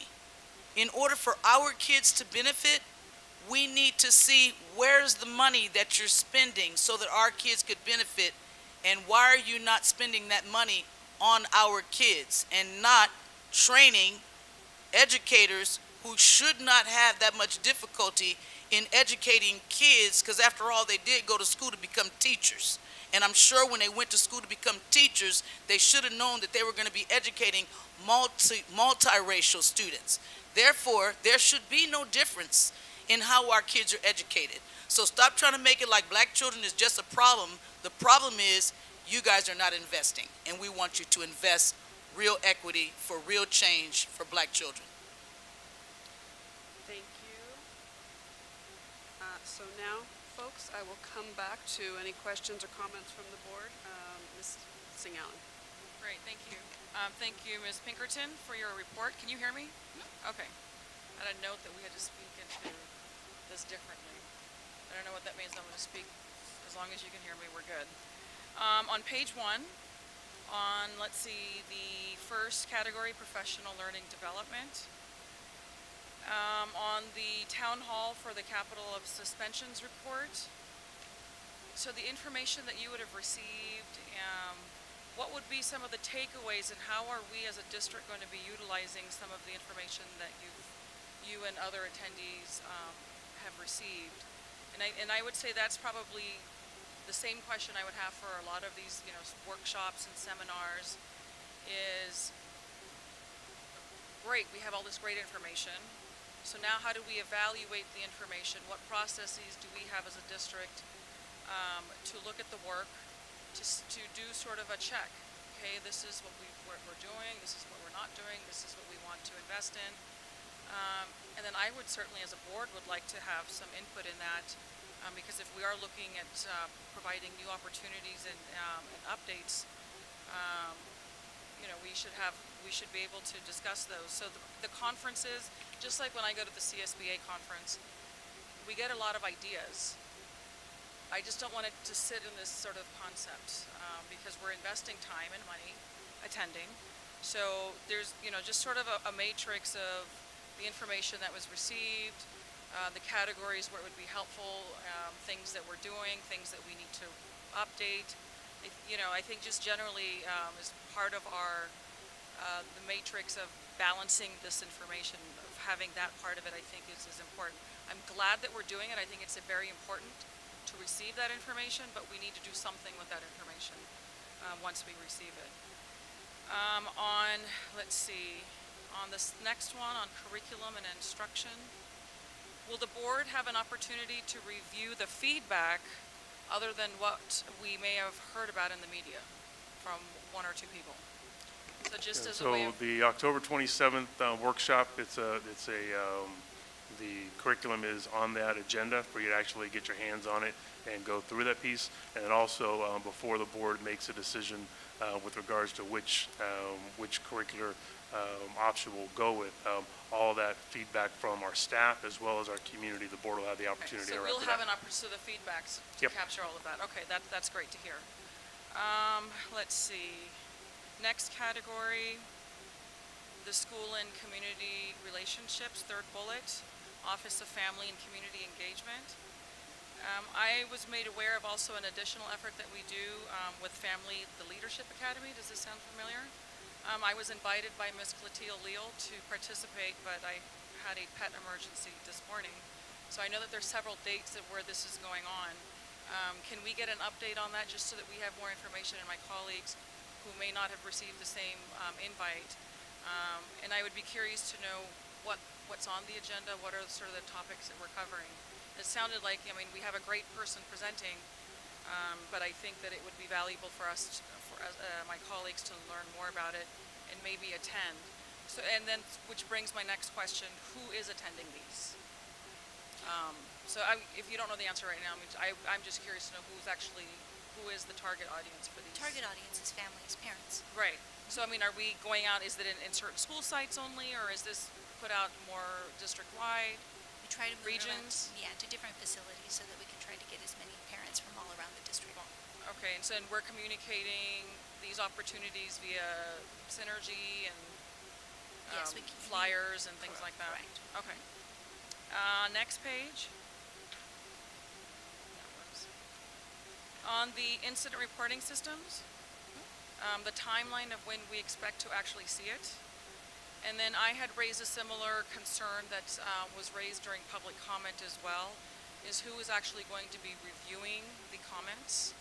And there's got to be a system of accountability that if the person or people that the complaint is about, the idea of having them review and coming up with possible course of solution is troubling. So I don't know if we've figured that out yet, but in terms of a diverse panel of a review process, so that it's not it doesn't rest in one person or even two people who could be the subject matter of the concern. Yeah, we've had that conversation in cabinet yesterday, so we're working through that piece. There's also some things built into it. We'll bring it back for the board to see the whole piece, but there's actually accountability pieces in if something isn't done, reminder communications go out, and then communications will then go to a district level so it actually has some built-in mechanisms that take care of a lot of Check and balance. Yep. Great. Okay. And then I'm really excited about your VIP, the new volunteering information preparation, and that sounds like it's great work there. Will you also be including information from other organizations that provide opportunities for, say like Black Youth Leadership Project, OCA, PAPA? I mean, there's a number of organizations that provide a lot of resources for students. Will they be included in this? Yeah, so we'll look through the organizations. There are many that we've been working with for several years, and they're well known both with our head district counselor as well as any other department that works with them regularly, and we kind of work with each other to put the information out. But there's a segment on there for that if it's student oriented and it's within the community, then yes, those are things that we look over to include. Okay, great. And then just the last is a comment. It was wonderful to see our new hirees and seeing the diversity there, and I'm very proud of the investment that we're doing in our recruitment and our hiring and retention plan. So thank you for the report. Going down the line, any other questions, comments? So I appreciate the report and the update. There's a couple things. I appreciated getting the email regarding the conference that was attended. I know we were emailed the PowerPoints with the research and data with certain student populations and how that affects students. And so I really appreciated having that information. And again, that was pointed out, if there could be a summary with things we might be able to implement for the district would be very helpful. Also, just a quick question or comment as far as the curriculum and instruction. I know I spoke with the superintendent earlier in the week as well, but just regarding Ethnic Studies Committee, if there's some type of update too with that, maybe that will be on the next report so we can know what's going on with that curriculum as well, or if they're falling in line with this curriculum, just so we have that knowledge base.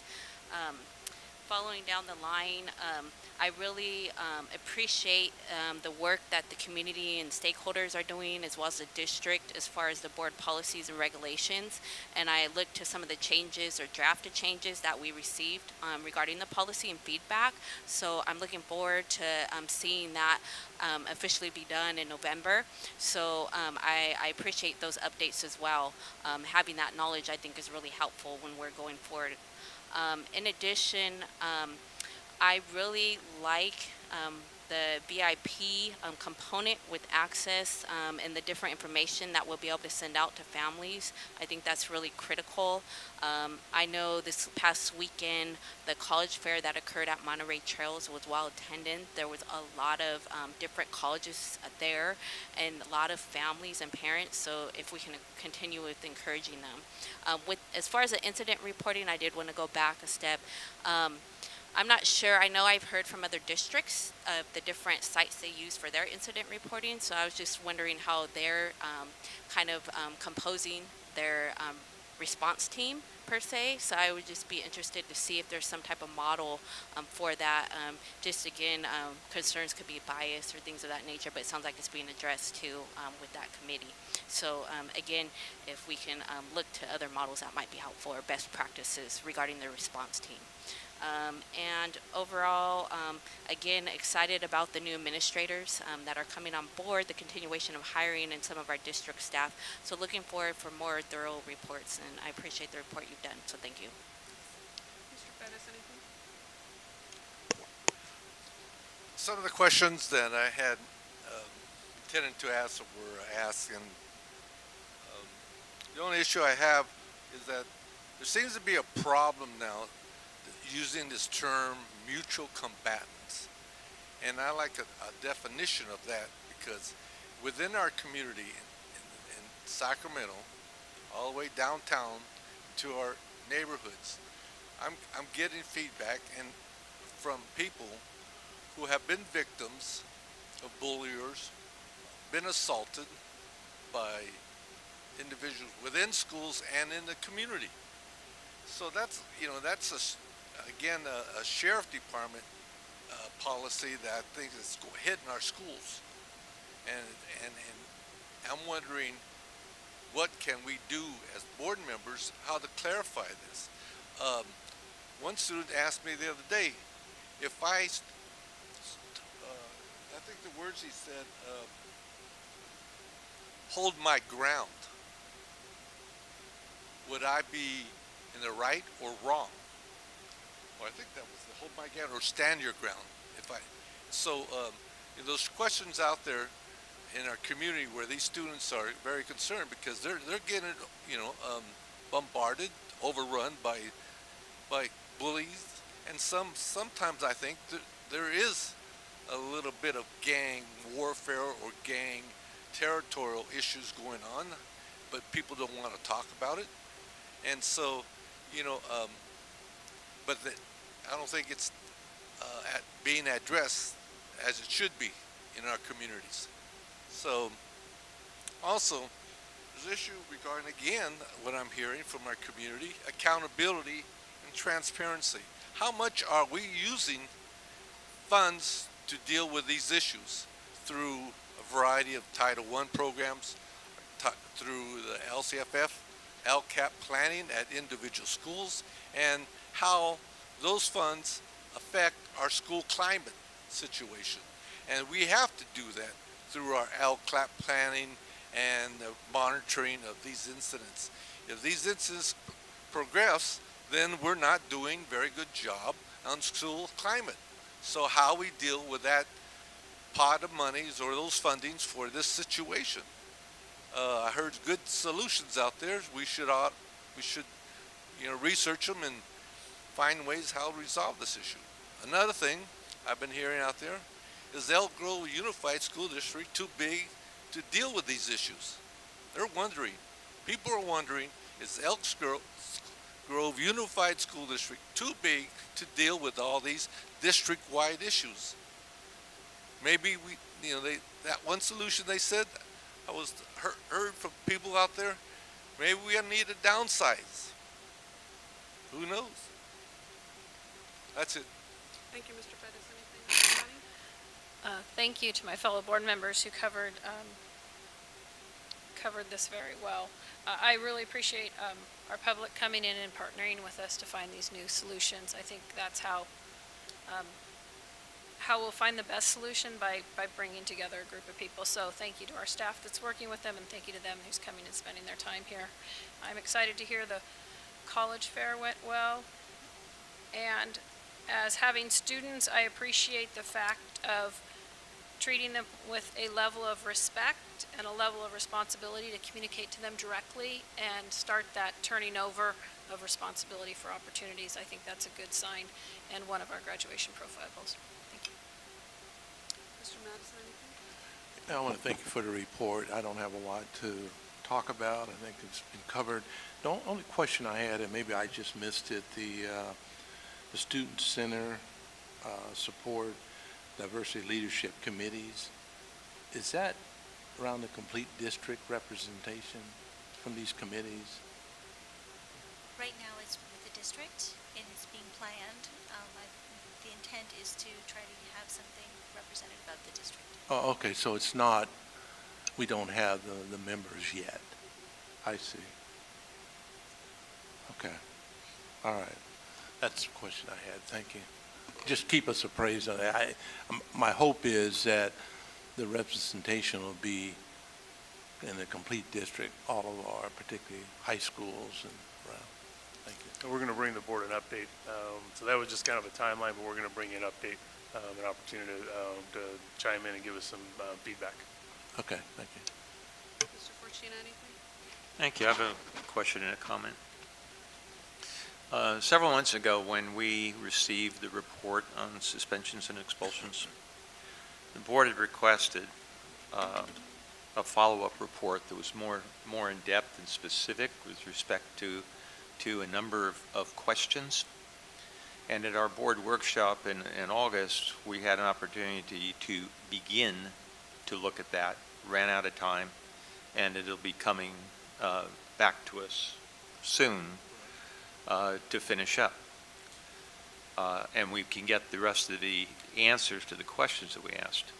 My question to you, and I'm looking at Sue looking over here because she may have to answer the question, is once we receive the rest of the information that district staff has to share on suspensions and expulsions, will there be a part that then discusses what we're going to do with the information going forward? Because the reports we get every year are just numbers, and it lacks that piece that says, this is the data we've collected, these are the strategies we've discussed, these are the procedures we've put into place, this is the training that we've done, these are what our expected outcomes are as a result of all the work we do. So we will be getting that as a part of that completed discussion. You'll be getting that. It's actually part of my goals. You'll see it because you had a family piece to take care of, but you'll see it. We talked about it. You'll see it and actually underlined, italicized, and bolded, that every time we do a report to the board or a board communication that's a data-driven piece, that it will be the end of that document will be, and this is what we're doing moving forward. Okay. I just want to add, Okay. I'm sorry, go ahead. No, if it's on this. Yeah, on suspension, because as you know, I request a report, particularly on the elementary school. I'm not holding you to this either. That's Pinkerton. And I hope that the workshops coming up that we are addressing that the elementary school that I'm very, very concerned about, and then what we're going to do about it. Because those are where the babies are, where the problems are, and we really need to have the intervention and addressed in that area. Yeah, that's one of the recommendations that came with Dr. Wood as well, is really starting early, and so that's definitely one on the radar. Okay, and then my comment, and it has to do with the board policy at AR, and I think everybody certainly knows me real well here. I'll never, ever, ever understand why we have to wait until tomorrow to do what we could have done yesterday. That's it. Thank you. Thank you, and thank you, colleagues, for covering all of those points, so I don't have to. I just want to highlight one thing. So under Opportunity and Access, the new student bulletin, which I think is fabulous as well, equality is everybody getting the same thing. Equity is doing something different or going above and beyond for those students who need more. So I just want to go on record to be clear that this is a great baseline. I just want to make sure that we don't rely on this and say, well, heck, all of those students of color who are less inclined to opt into higher education, for example, we told you about HBCU Day, we told you about the college fair. So I just want to remind folks that this is a good baseline, but we do need to do more for certain populations. Absolutely. And that's why we try to go with the news and notes, which reaches all staff. then followed by Community Connections, which goes to all parents, and then the VIP Bulletin goes to students. So we'll keep trying every angle we can. Yeah. Excellent. Well, thank you very much. Great report. Thank you. Next, are there any bargaining units wishing to address the board? Come on up, Ms. Penry.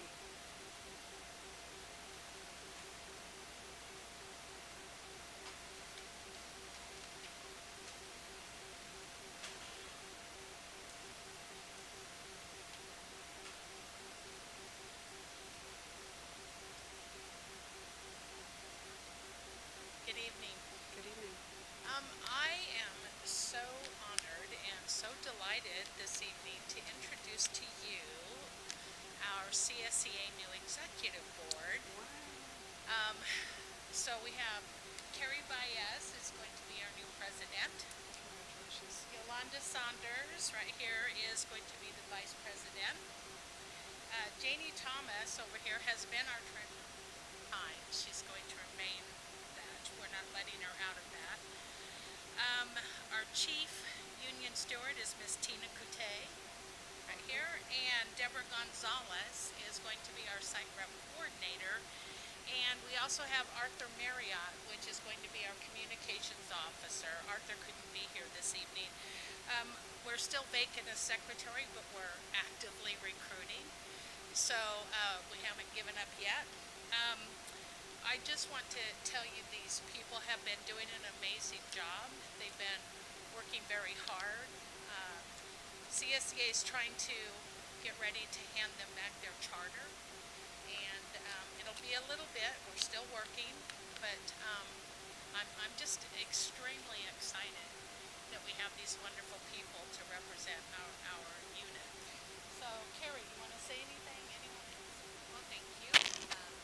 I look forward to working with all of you and representing our members and our district because I think that, together we can accomplish so many things. And I appreciate Martha for all she's done for us. And it is a lot of work, but we're a good team all together. And I want to thank you and look forward to working with you. No, they all got shy, but thank you very much. Congratulations, and thank you for all you do. Do we have any other bargaining units wishing to address the board? No? Okay, colleagues, I'm going to call a quick 5-minute comfort break, and we'll come back right after that. Thank you.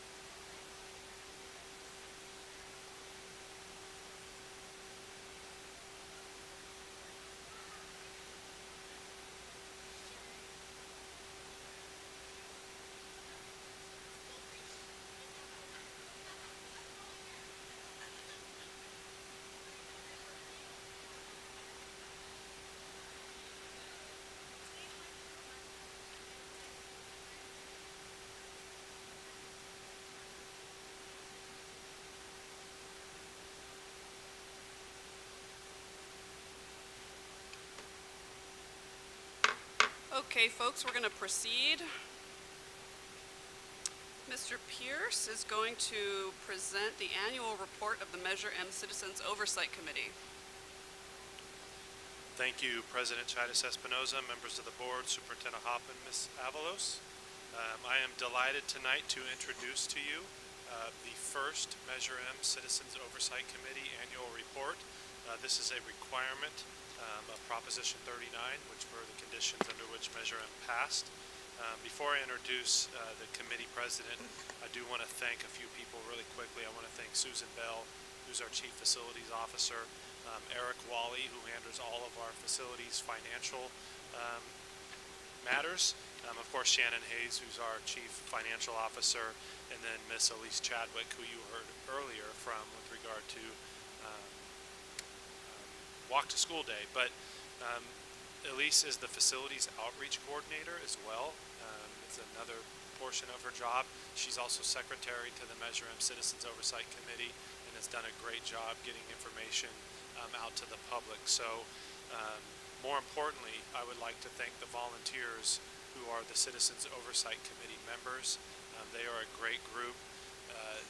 The amount of work that they put in, but more importantly, the diligence and the professionalism that goes into their work and volunteering their time to meet this mandate that the board has to have a Citizens Oversight Committee should not go unrecognized. So I don't want to take any thunder from Mr. John Shook, who will be making his way up. John is the, well, he wears many hats in our community and volunteers for just about everything out there. Tonight he is wearing the hat of the Measure M Citizens Oversight Committee President, and I will let him handle introductions and all the information being presented to you with regard to the annual report.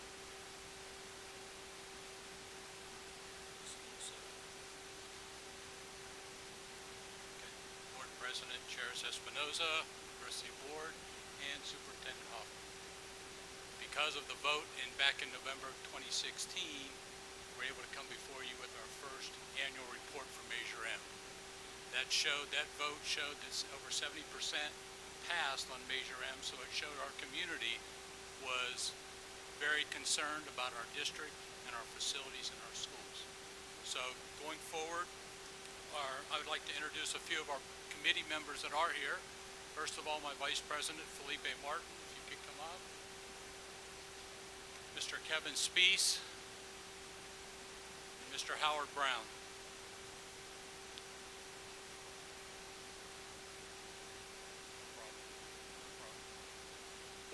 Committee members that weren't able to be here tonight is Happy Chan, Beverly Tanko, and Leah Washington. But they've all done a lot of work on this. So I'd also like to thank Robert Pierce, Susan Bell, Eric Wally, and Elise Chadwick for putting up with all of our questions, our late evening meetings, and putting up with all that. So I did hear some of the students earlier and talked about camaraderie with the water balloon battle. I don't know if we're going to do that, but it's in the works.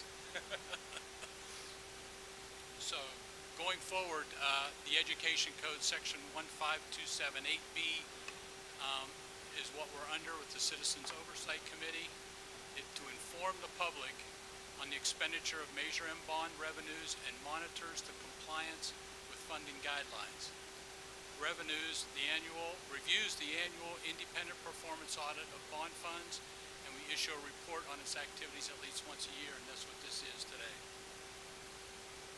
So our meetings this past fiscal year were September 12th, October 24th, January 30th, and April 24th. Actually, the April 24th, we met off-site at Florin High School to review some of the work that was being done there. So it was very enlightening for our committee to see that. All of our committee activities, our minutes, our agendas are all online on our Measure M website, so if you want to take a look at that at any time, it is available. The overview for our annual report: from the first bond sale in May of 2017 through June 30th of 2018, our Measure M projects has completed or under construction during this reporting period. We have 15 elementary schools, 9 secondary schools, 2 alternative schools, and 1 administration support facility. $48 million in Measure M funds were spent on critical improvements to to the existing school buildings and the grounds.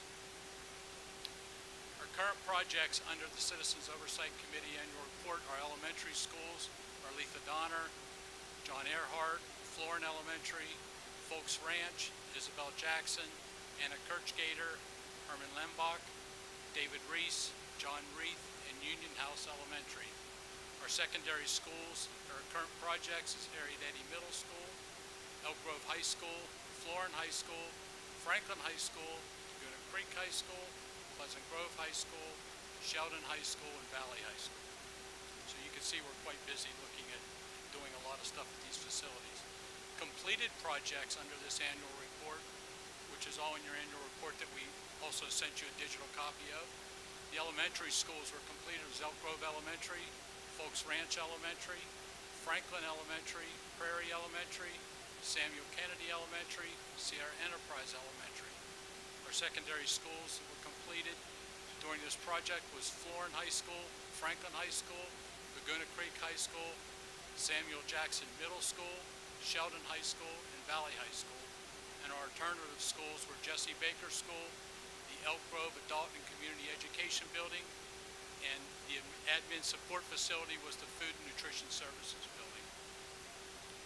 So our findings, the financial report and performance audits has found no instances of non-compliance with the terms of Prop 39, the measure as approved by the voters, or the governmental auditing standards. So we're doing good, right? Measure M funds were spent only for the specific projects developed by the Board of Education and approved by the voters. So the committee is pleased to report to the Elk Grove Unified School District it is in full compliance with its responsibilities as described in the California State Constitution. Thank you. Questions? Thank you. It's been fun. Colleagues, any questions, comments? I'll start to my right. Anything, Mr. Fortino? No questions. I kind of asked my questions continuously of Rob, so I'm always stay on top of things. But I'd like to say thank you to Kevin and Felipe and Howard and to John for taking your time to address this important community issue. It has been good work. Took a lot of effort to get there, and it's important to maintain the trust. And I know that each of you take that responsibility very seriously. So thank you. I want to thank you also on the fine report you presented, John. And I know there's a lot of folks want to come out and volunteer like that and have an oversight of a large school district, and we really appreciate that. And anytime you have questions or up from the board, please don't hesitate to call us too. Thank you. I just additionally want to thank you. We are an open district to be transparent, and you guys are pillars of the community along with the other members of your committee, and that helps build the trust in us. And so I appreciate your support in our goals. Mr. Bettis, any questions, comments? No comments. Just want to thank all of you and also your committee members that didn't show up today. Thank you very much for taking your time and energy. And I enjoyed reading the 130 pages of your report. Dr. Martinez-O'Leary? Just like to echo my fellow colleagues' comments with a big thank you. We appreciate the work that has went into the report. Very detailed and very in-depth. So thank you very much for the information.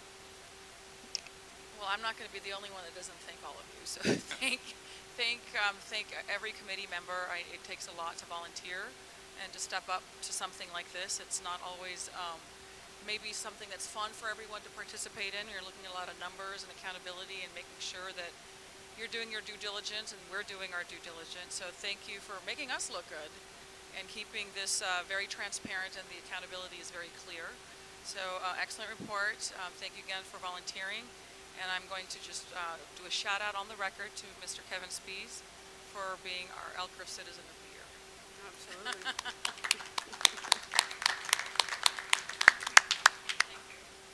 Well, I usually try not to be repetitive, but I'm going to go with it anyway this time. As was said by my colleagues, it's a big job. It's a lot that we ask of you, not a lot of glamour in it. but it's very important. Some of you came earlier and you saw how important trust is to the work that we do. Getting it, maintaining it, ensuring that we are always worthy of it. So that's where you folks come in, and that's why we value the time and the talent that you dedicate to the work that you do. So thank you so much, and we hope you will continue working with us for a very long time. Thank you.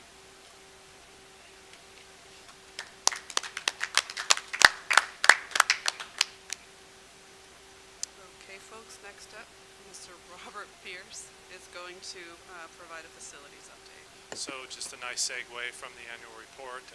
Ms. Susan Bell, our Chief Facilities Officer, is here tonight to give you a facilities update.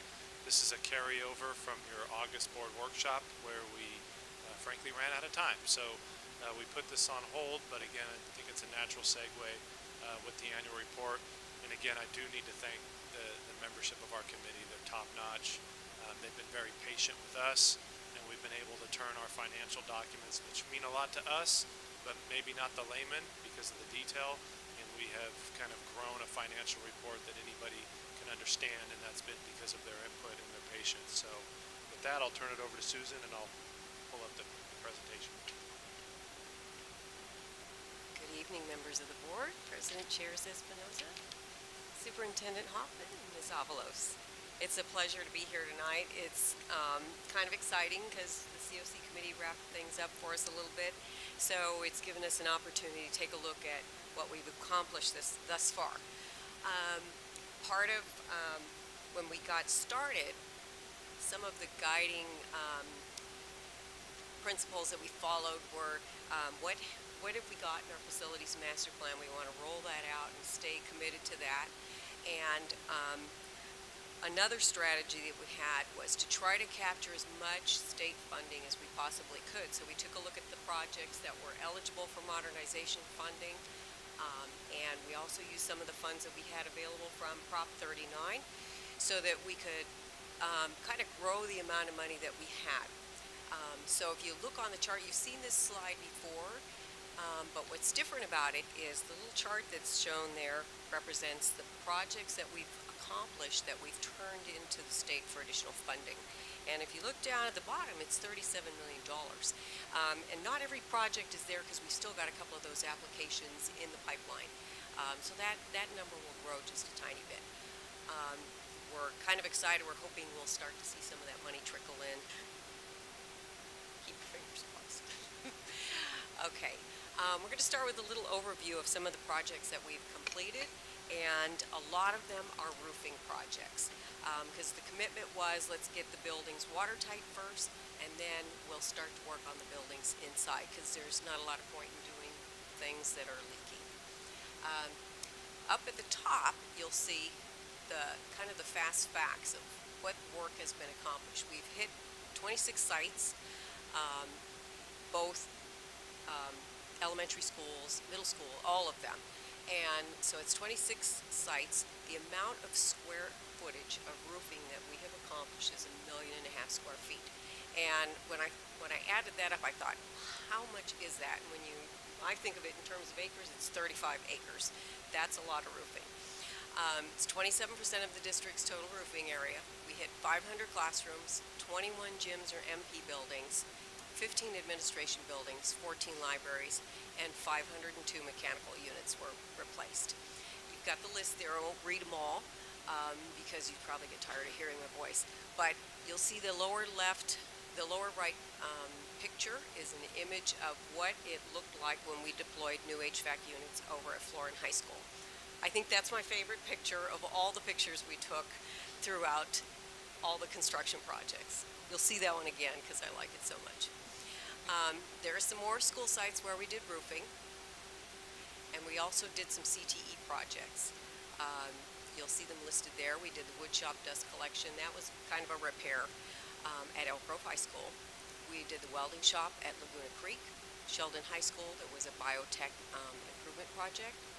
And we've got phase 1 of building D and site accessibility work that's being done and is almost complete at Valley High School. There were some other repairs and replacements that we had to do, and there are fire alarms. You'll see that there's 4 schools that we did that at. We did some repairs that were badly needed. Over at Samuel Jackman Middle School, there was a portable toilet room building that hadn't been able to be used for a number of years, so we were able to get that toilet room floor replaced. At Sierra Enterprise Elementary School, there was a canopy walkway that was in need of repair, so we did that. Sheldon High School's gym floor had been damaged due to water infiltration, so that was repaired this summer.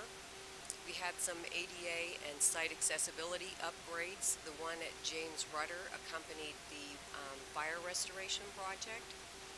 There was adult and community education ADA work that was required, and also at the Student Support Center. And finishing up our turf and track projects, we had scoreboards where we added those, and those were put in place just before the football season started.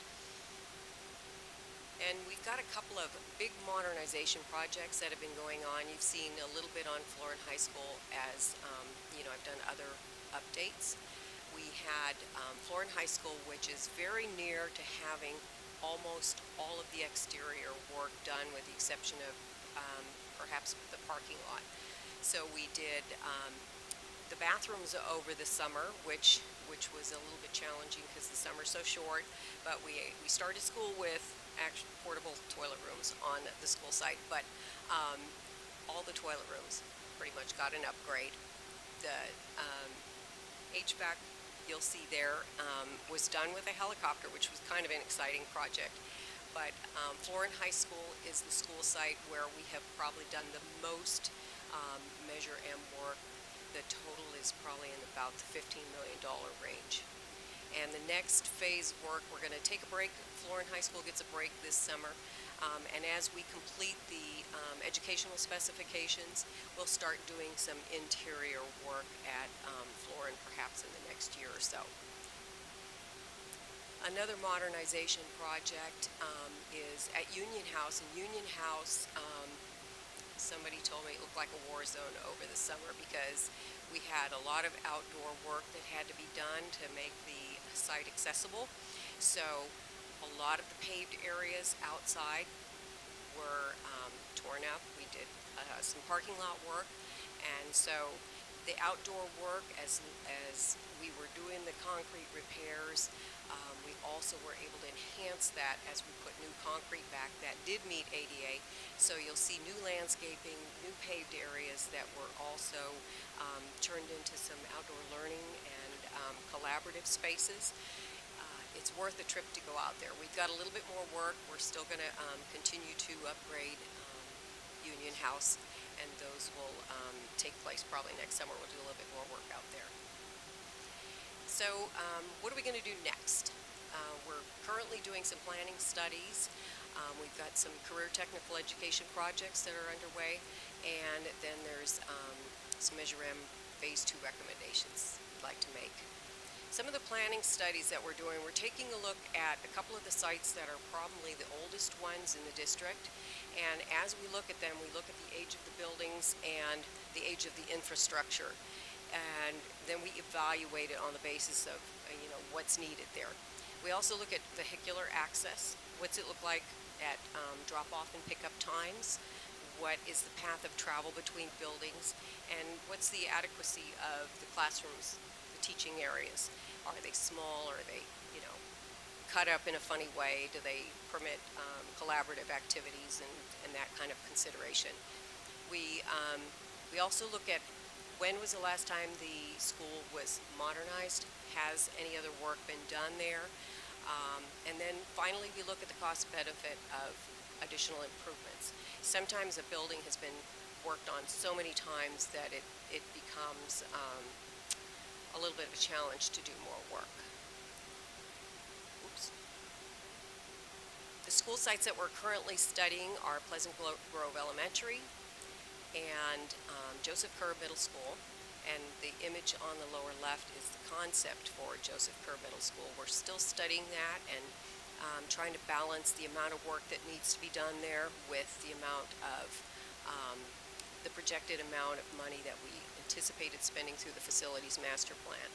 Up on the right-hand side is a concept for Pleasant Grove Elementary School, and again, we're working with that to try to balance what the the facilities master plan thought we would spend there and what it looks like needs to be done there. Another school site that we're looking at is Sierra Enterprise, Elk Grove High School, James Rudder, Union House, and we're also working on the educational specifications. This image is of Elk Grove High School and kind of the concept for what we are thinking of needs to be done there. And some of the concerns we think about are what are the health and safety issues that we need to cover? Fire alarms, security cameras, bells, clocks, and paging systems are some of the infrastructure that we always have to give consideration to when we start doing modernizations. Then we look at campus entries, trying to get a place where we can monitor who comes and goes on a site. The paving, and along with paving usually comes the parking lots. Fencing is another consideration. We're trying to keep the campuses secure. Then we've got to consider maintenance. We've done a lot of maintenance work in conjunction with Prop 39. We're trying to do HVAC. As we do HVAC, we think about doing roofing, trying to get as many, making our dollars go as far as we can. As we do roofing, a lot of times we encounter dry rot, so we have to consider how do we do the dry rot. It also then sometimes pushes us into looking at exterior painting and some of the other repairs that come along with breaking into a roof. We've got a lot of times code compliance issues. DSA requires us to do a part of work to make sites more accessible whenever we do a project at a school site. And then there's often, very occasionally, there's some hazardous material abatement that we have to deal with. And then we've got career technical education projects that we're working on, and you can see the list there. And there's also some opportunities to apply for additional grants, and we are working in conjunction with the CTE folks to help them develop some of these application packages for additional funding. We did receive 3 grants for CTE projects, and they're listed there. At Florin High School, we'll be starting these projects. They're actually past the planning stage, and the architects will start to develop the working drawings for these, submit them to DSA so that we can go ahead and build these projects. The first one that will come along is the Valley High School Fire Academy. That one will happen probably starting in the later spring through the summer, and hopefully we'll have that up and running in time for the next school year. Florin High School in Laguna Creek will follow probably within a year, and those are all pretty exciting projects. Now, the next kind of projects that we're working on, we're starting to look at what's coming next with the next wave of bond sale. And we're going to, again, work on some high-priority roofing projects. We're unbelievable, but we still have some leaks that are roofs that are leaking. And we will have some additional HVAC replacements. We were able to get, just last February, we got additional funding for 5 more school sites to receive Prop 39 funding. And it's Sheldon High School, Limebach, Toby Johnson, Valley, and I think there's one other one, and I'm forgetting it right now. So we've got to complete the Prop 39 projects. We've got the district-wide security camera project that is ongoing.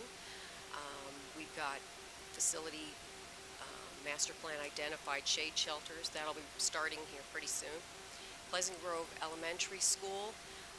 We are doing the planning study for that, and hopefully we'll start to roll out an improvement plan for that project. Union House Elementary will continue. Joseph Kerr Middle School, we're looking at that pretty hard, and we'll probably have some concepts for that in the very near future. James Rudder Middle School will be seeing a new science building going in there. That'll probably break ground possibly early, maybe in May of 2019. And then we're going to be building the Franklin Elementary School. And again, we'll be doing some more CTE projects. Everyone's excited by that. And then there's always ADA projects that we've got to do. And then we'll be doing some additional planning for future projects. Any questions? That's a lot of exciting news. Questions, comments? Mostly just comments. Thank you, Susan, for that great update. It's clear there's a lot of great work happening in our district, and facilities impact student learning directly as it relates to health and safety. So it's great to see all of the needed improvements around our schools. So thank you very much for that update. I appreciate the update as well. It's nice to see some of the older school sites getting revamped. I think it's really needed at some of the areas. Also excited to see the work that could potentially be done at Valley High School with fire tech. I know one of the district partners, Consumnes River College, their faculty is also excited of the potential for fire tech encouragement with the pathway at the college, because there's not a whole lot of students right now that fulfill the background requirements, and so they're really trying to get and promote more students in that program. So hopefully that will be a nice segue, because the high school is right across from the college campus. So I appreciate all the work. Thank you for the report. Thank you very much. Excellent report. I was concerned about Florin High School audio program. What is actually going on that more? They are developing a room that helps students learn about being in the broadcasting type and broadcasting, and it also has a music component. So they're building like a soundproof room. There's a control room, and it's going in an existing space on campus. Well, I was wondering, throughout our district, if we could have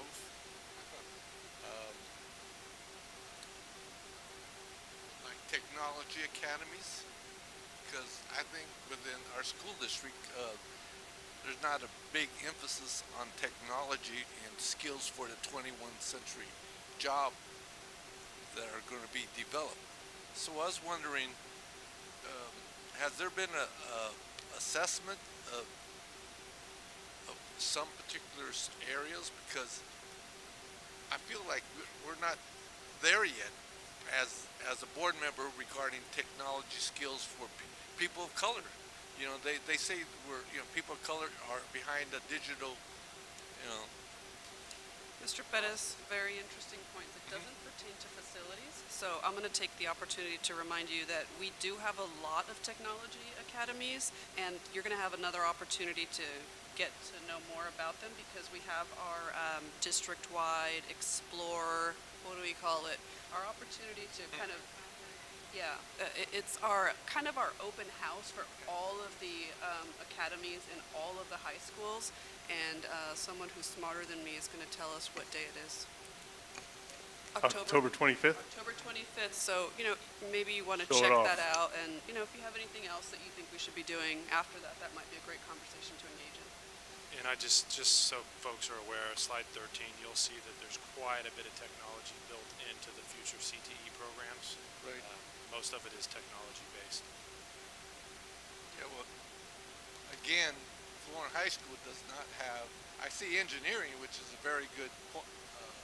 The engineering's very technology Right, driven. exactly, and the fact that we give visas out to other people just to come here to work in that occupation kind of disturbs me, where we as educators and board members should be pushing that a lot, and I commend you for doing that, getting more engineers for our country.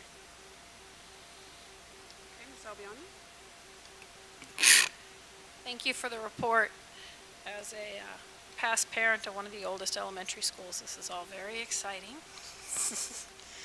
My 2 cents, but I appreciate the way you're deciding what needs to happen, and I appreciate the specific attention to getting the most bang for our buck, because I think that's how we need to spend our money. That's our responsibility, the people who have given it to us, so, or allowed us to borrow it, so thank you.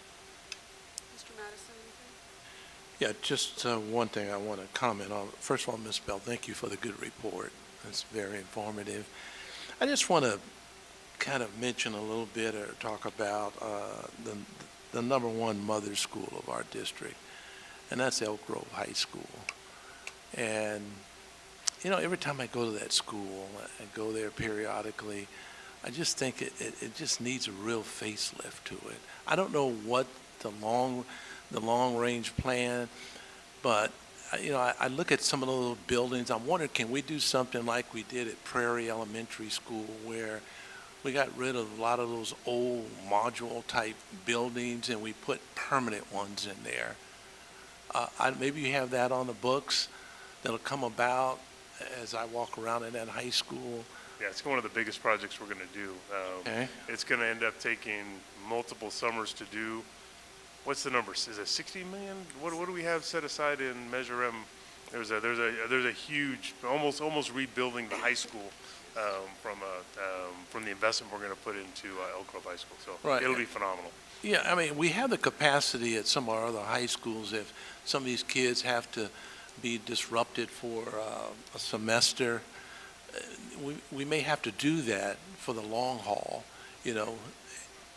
Yeah, I understand that. But I know I've been in here, I've been around a long time, and I've seen that high school, and I just haven't seen much done to it. We've got big plans. Okay. I just wanted to bring it up. I saw you had the, but it didn't register to me with all what you had down It's here. not etched in stone yet, but we've been working with Lionakis. It's the architecture group in Sacramento. And they've done a pretty thorough analysis of what is there and what works and what doesn't work. Some of the classrooms in the main building are undersized. They don't have good lighting. Right. And looking at the structure itself, it's very difficult to change it so that we can make the rooms bigger. It's made out of a lot of concrete. Right. You can't add more windows. It's just got some limitations that don't lend itself to an extensive remodel. So it pretty much really needs to be taken down and replaced with a new building. Exactly. And so if you look, we've kind of taken an approach of, if you draw a line that goes east to west from where the cafeteria multipurpose building is and go northward, pretty much everything on the northern side of that line needs to be replaced, along with all the portables that are out there. The portables are really not an adequate place for learning. So I if you agree see with the that. blue on the diagram represents what we think should be new. And where we are now is the amount of money that we thought it would take to make Elk Grove High and correct a lot of the inadequacies there is not what it would take to build the vision that is being presented now. So we're in the process of like squishing it down to figure out what can we actually fit into our budget and how do we make Elk Grove High a better place. Because it's got, you know, some prominence on the street, but you kind of drive by it and not recognize it. So we're thinking what needs to happen is let it have its front door more or less on the side street, Oak Valley, instead of on Elk Grove Florent. And then we would move the parking more to the back and bring buildings closer to Elk Grove Florent Road. So that's the vision now, but it's still in the very preliminary stages. And once we get something that's a little bit more gelled, we can bring it forward so you can have a better look at it.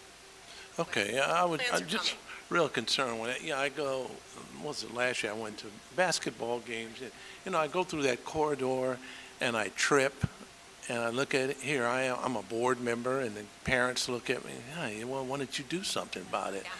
Then I go into the auditorium in there to see the game, and it's dark. I don't, Rob, have we fixed the lighting in there at least? It's a dungeon in there. Gym lighting upgrade that's going to happen this winter. That's part of our Prop 39 work that we still have to complete. So that'll happen across a number of the gyms in the district. Okay, that's one of the darkest Yep. gyms, though. Yep. Okay, I'll stop at that. Thank you. Chris has a list too. Where do we leave off? Was I going this way or that way? That was it. Okay. Well, once again, my colleagues have been very thorough, and all I have to say is many thanks for an excellent report and to the work that your entire team is doing, Susan. some people think facilities is not as sexy a topic as some of the other things we talk about. I'm not one of them. But you guys make a tangible difference in teaching and learning in this district, so we are so grateful for the work that you do, and keep it up. It's very exciting. Thank you.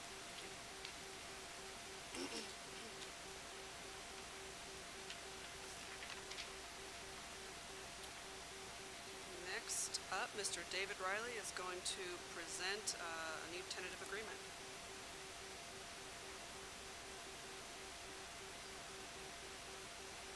Oh, sorry. Go ahead. Sure. Yes. Good evening once again. President Charles Espinoza, members of the board, Superintendent Hoffman, Ms. Avalos. So I'm here to present a tentative agreement with our newest labor group, National Union of Health Workers, and I have in the audience, they're hanging tight. Corey Chadwick and Tara Draper, our partners, our new partners here. So the tentative agreement has been ratified by a vote of the NUHW members, and the AB 1200 review is approved by the Sacramento County Office of Education. The EGUSD board is being asked to approve, ratify the attached 2018-19 and 19-20 tentative agreement. In addition, Ed Code Section 3540.2 stipulates a fiscal review by the County Office of Education of negotiated agreements to determine the financial impact of the agreement on the district budget. Therefore, the AB 1200 report, which provides the financial analysis of the tentative agreement, is attached and was submitted for review and approved by SCOE. So, give to you I'm asking you to approve the recommended motion. Okay, before we go to the board, we do have a public comment request, and this is where Corey Chadwick comes in. Please feel free to come on up.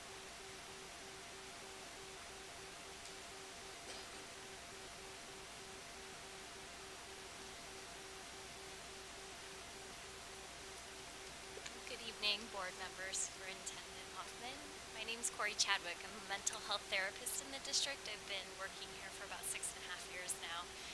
And this is just a really exciting night for me, especially. I've seen this grow from an idea to organizing to bargaining to having our tentative agreement in front of you all. And so, we took the tentative agreement to our bargaining unit, and they unanimously voted to ratify the contract, which is really exciting. So, I made a list because I don't want to forget to thank David Riley, Karen Resendez, Don Ross, Evelyn Leluan, Robert Pierce, Shannon Hayes, and Sue Larson. We just are really grateful to have experienced such a collaborative process with management, and we're really excited to have this agreement move forward, and just want to say thank you. Thank you very much, Ms. Chadwick, and well, let me not get ahead of myself. So, at this time, I'd like to call for a public hearing for anyone who wishes to speak to this proposal. And I don't have any speaker slips on that, so I'm going to close the public hearing and call for a motion to approve the tentative agreement between Elk Grove Unified School District and the National Union of Healthcare Workers. Moved by Ms. Singh-Allen and seconded by Dr. Martinez-O'Leary. All in favor, please signify by saying aye. And that passes unanimously with one absence.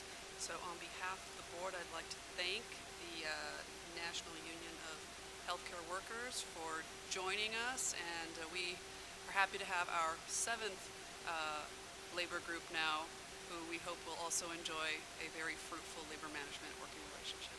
Thank you.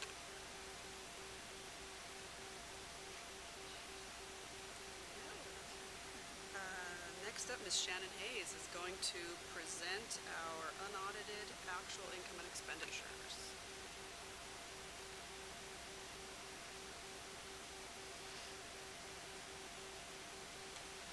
Good evening. This is Chires Espinoza, members of the board, Superintendent Hoffman, and Ms. Avalos. Tonight, I'm actually very excited. I always get excited when I get to come talk about this, because this is my favorite part, because this tells me whether or not I did my job, just know how close our budget came. And I would be remiss if I did not let you guys know how hard the staff works. And so between our accounting department and our budget department, you're in very good hands. I was flipping through my presentation tonight, and it's always amazing to me how these numbers have grown. So there will be a point in here where I will tell you how much we spent as a district in 12 months, and it's quite astonishing, at least from my perspective. So with that, tonight we're going to take a look at our unaudited actuals for revenue and expenditures. We'll talk a little bit about our education protection account and changes from estimated actuals, and then a budget update and what our next steps will be. So looking at our total general fund, so this is both sides of the house. This is restricted and unrestricted. You can see by percentage how much of revenue we receive. So 50% of our state revenue is in state aid. So that's a combination of property tax and LCFF. We have EPA, which is 13%, property taxes, categorical, federal and state, 2% for lottery, and then other local, which is for the most part grants and foundations and donations from our local partners in our community.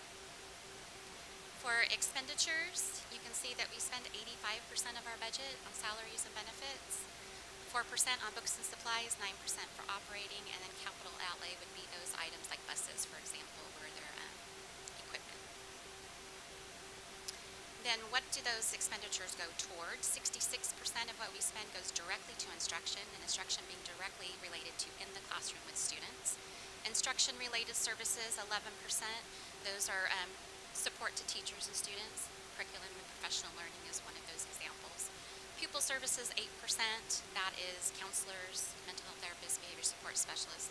General administration, so district office primarily. Plant services, which is custodial maintenance and grounds, and then other outgo. Expenditures by fund, this is the really exciting part. So we spent as a district last fiscal year $775 million. You can see that the unrestricted and restricted general fund is $655. Elk Grove Charter spent 2.4, Adult Ed 5.6, Child Development 6.4, Cafeteria 25.8, and then facilities with all of our Measure M and all of the nice exciting stuff we just saw was 79.5. As part of Proposition 55, we are required to spend monies in a very specific manner for the education protection account. Those have to be spent on instruction and instruction-related expenditures. The board took action a number of years ago to spend those monies directly for TK3 teacher salaries and benefits. And we post that information on our website so that people can see how many people that equates to and what areas. And for fiscal year 17-18, the amount of the EPA account was $85.7 million. Then looking back since the beginning of our year when we adopted our budget and where we ended, we're actually ending this fiscal year in a slight deficit of $2.8 million. That was by design. Those are one-time expenditures that are in there. We have an ending fund balance of $90 million and a net change of an increase of $5.9 million. The changes from estimated actuals, which we brought you in May, compared to where we ended the school year, we did have some changes in revenue. We had a decrease of $3.5 million. 1.5 of that is a change in the gap percentage that we were funded for the 17-18 school year, so it was a reduction of $1.5 million. Then we had other state revenue not associated with LCFF of an increase of $500,000. And then our special education contribution was an additional $2.5 than we had estimated. Changes in our expenditure side of the house, salaries and benefits, we did not expend $2.9 million. Summer school by design as a carryover, if you will. They don't start their program until June. There was $2.3 million left. One-time employee compensation, there was one-time funds that we were able to get into our books for 17-18 that the board had approved. That was another $4.2. That was not in a budgeted line item, but was in a reserve account, so we did spend that. We have the balance from approved funding priorities still remaining of $3.5. And I think in your presentation it references 2017-18 funding priorities. That's been changed because this is the collective funding priorities. So these are the funding priorities the board took action on over a number of years that we still keep track of programs. And then utilities, services, and indirect was a increase of $1.7 million. So our net change to our bottom line fund balance was an increase of $5.9. This is just, yeah, so 0.88%, less than 1% difference in budgeted and expenditures. So that's that, when you pull that off, it's not always possible, but well done. It's not always possible. We would hope that it ends as close as it does, but no, there's always things that happen from time to time. So I can tell you practices are sound, so we're very comfortable with how we budget. So what we're proposing tonight is of the $5.9 million increase in the fund balance, there's a number of programs that we are asking that we reserve, and we're calling carryover expenditures that we will rebudget into a line item at first interim. So of those is the van pool reserve. Our district a number of years has a pool of vans that the school sites use. These are revenues that are generated that allows the transportation department to replenish those vans once they become obsolete. So that's a reserve account for them. They don't use it every year, obviously. This builds over time. We have the site shared energy savings, which is if you save enough energy and we have savings in our budget, we pass that back along out to school sites. We do that in October. And then summer school extended day and intersession, like I stated previously, that is by design. So that 2.3 is to run program from July through May of 2019. Those are funds that have already been dispersed to the schools and that they're expecting to have their programs go through the end of May. The approved board priorities, this actually is a placeholder amount.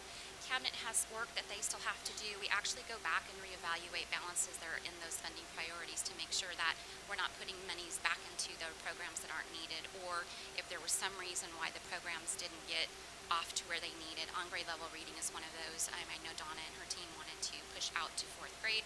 So there's a lot of those things, a lot of discussions that we have. So it may not be 3.5, but the 3.5 is the balance as of June 30th. So those will be reevaluated, and then we will suggest a funding, or the actual budget will be determined at first interim. Then instructional materials and textbooks, we have been reserving funds for any new textbook adoptions.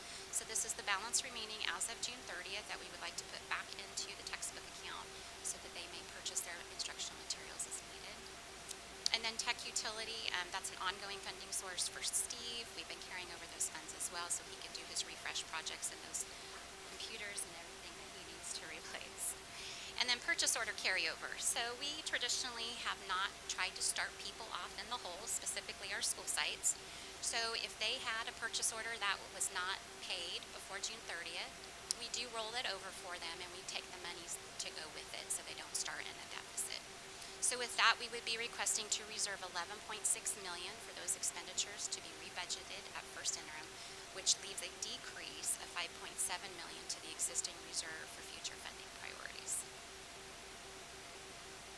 So looking at our multi-year projection, so this is the multi-year projection we shared with you at the August 8th board workshop. In that presentation, we had adjusted revenues for the 45-day revise, which was a decrease. The net change in revenue at that point in time was a decrease of $5 million. Because of contingency language within our tentative agreements, there was employee monies that needed to go back to them, and then the board took action at that meeting to make the $4.6 million in funding priority level 1 ongoing. So those are what you see there in the center. So this is where we left conversation. So $3.6 million surplus in 1920 and a $2.6 million surplus in 2021. So looking at our MYP with the new $90 million beginning fund balance from prior year, you can see that the deficits are the same. We've made changes to the components of reserves. So we've added the designated carryover reserves of 11.6 from the previous slide, and then we removed the one-time employee compensation that was reserved previously because that was been spent and it was spent last school year. And then we wanted to remind the board we still have $9 million in funding priorities. So the items at the top, items A through D, those were items that the board took action on to fund on a one-time basis at our August 8th meeting. So these are not included in our multi-year projection right now. These are one-time items. We would need to push those into the multi-year projection as one-time for 2019-20 school year. So just to kind of show you what that looks like, that $9 million, if it's pushed into our MYP right now, your 3.6 would have us upside down. So we're anxiously awaiting the governor's proposal in January to see what kind of one-time monies, if any, and if there's any changes to the LCFF like they did at adoption. If you recall, the governor put in place a super COLA, if you will, so pretty much doubled the percentage that he was proposing in our cost of living adjustment. So with LCFF being at full funding, us as a district, the ongoing amount is not enough to keep up with our current costs for salaries and benefits and healthcare, et cetera. We're hoping that there's more ongoing money to sustain us in the future so that we have ongoing money to absorb the $9 million in funding priorities we'll see there. Just kind of make sure everyone's on the same page. So we've been working with our associations very closely the last several years, and we have an agreement, salaries, health and benefits, special ed costs, and the increased contributions for STRS and PERS. We have to make sure before we do anything that we can afford those items up front. So those are built in, and then you see we still have surpluses set up for 1920 and 2021. But I want to remind the board, and that's why we have this last slide on there. There is $9 million of items that the board has approved over the past several years, or in some cases, items that they just approved in August that still haven't been turned into ongoing yet. So one of the things that I'll ask the board to do, we'll bring it forward in maybe the November meeting. We're going to work with our associations. We met with all of them last Thursday. We showed them the exact same list. We're going to ask them to bring us back, okay, looking at this list, do we want to reprioritize it? Do we want to identify a new level 1 and a level 2 within this list? We've used people as one of our key indicators for making things level 1 instead of level 2. So we do have FTE, we have people built into this, and funding people on a one-time basis means we have to make decisions early in the school year, so we avoid layoff processes and those kinds of things, or as soon as possible turning those into ongoing expenses. So I just want to make sure we're all on the same page. Our community understands we're really not in a position to add additional things beyond what we already have in place here with the $9 million. We need to work through that process before we look to additional items beyond that. Would be my strong recommendation.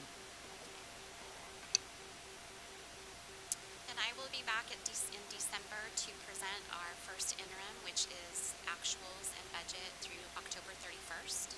And then we have our independent auditors report. They'll be here in December to report out. And then January of 2019 is the governor's budget proposal, and then second interim in March.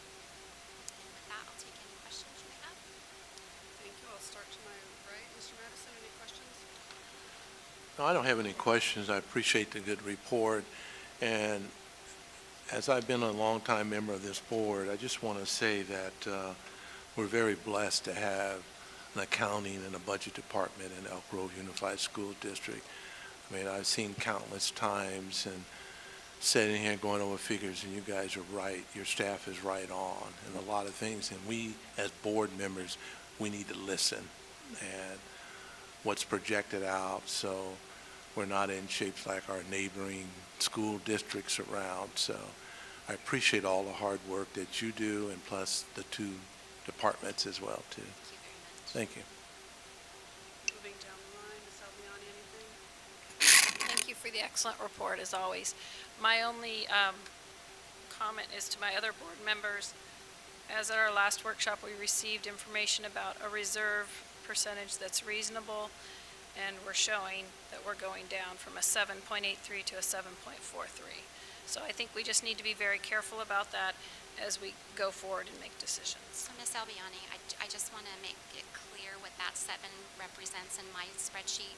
So it's only related to the reserve for future funding priorities. It's not all of the reserves, because there's 2% up at the top.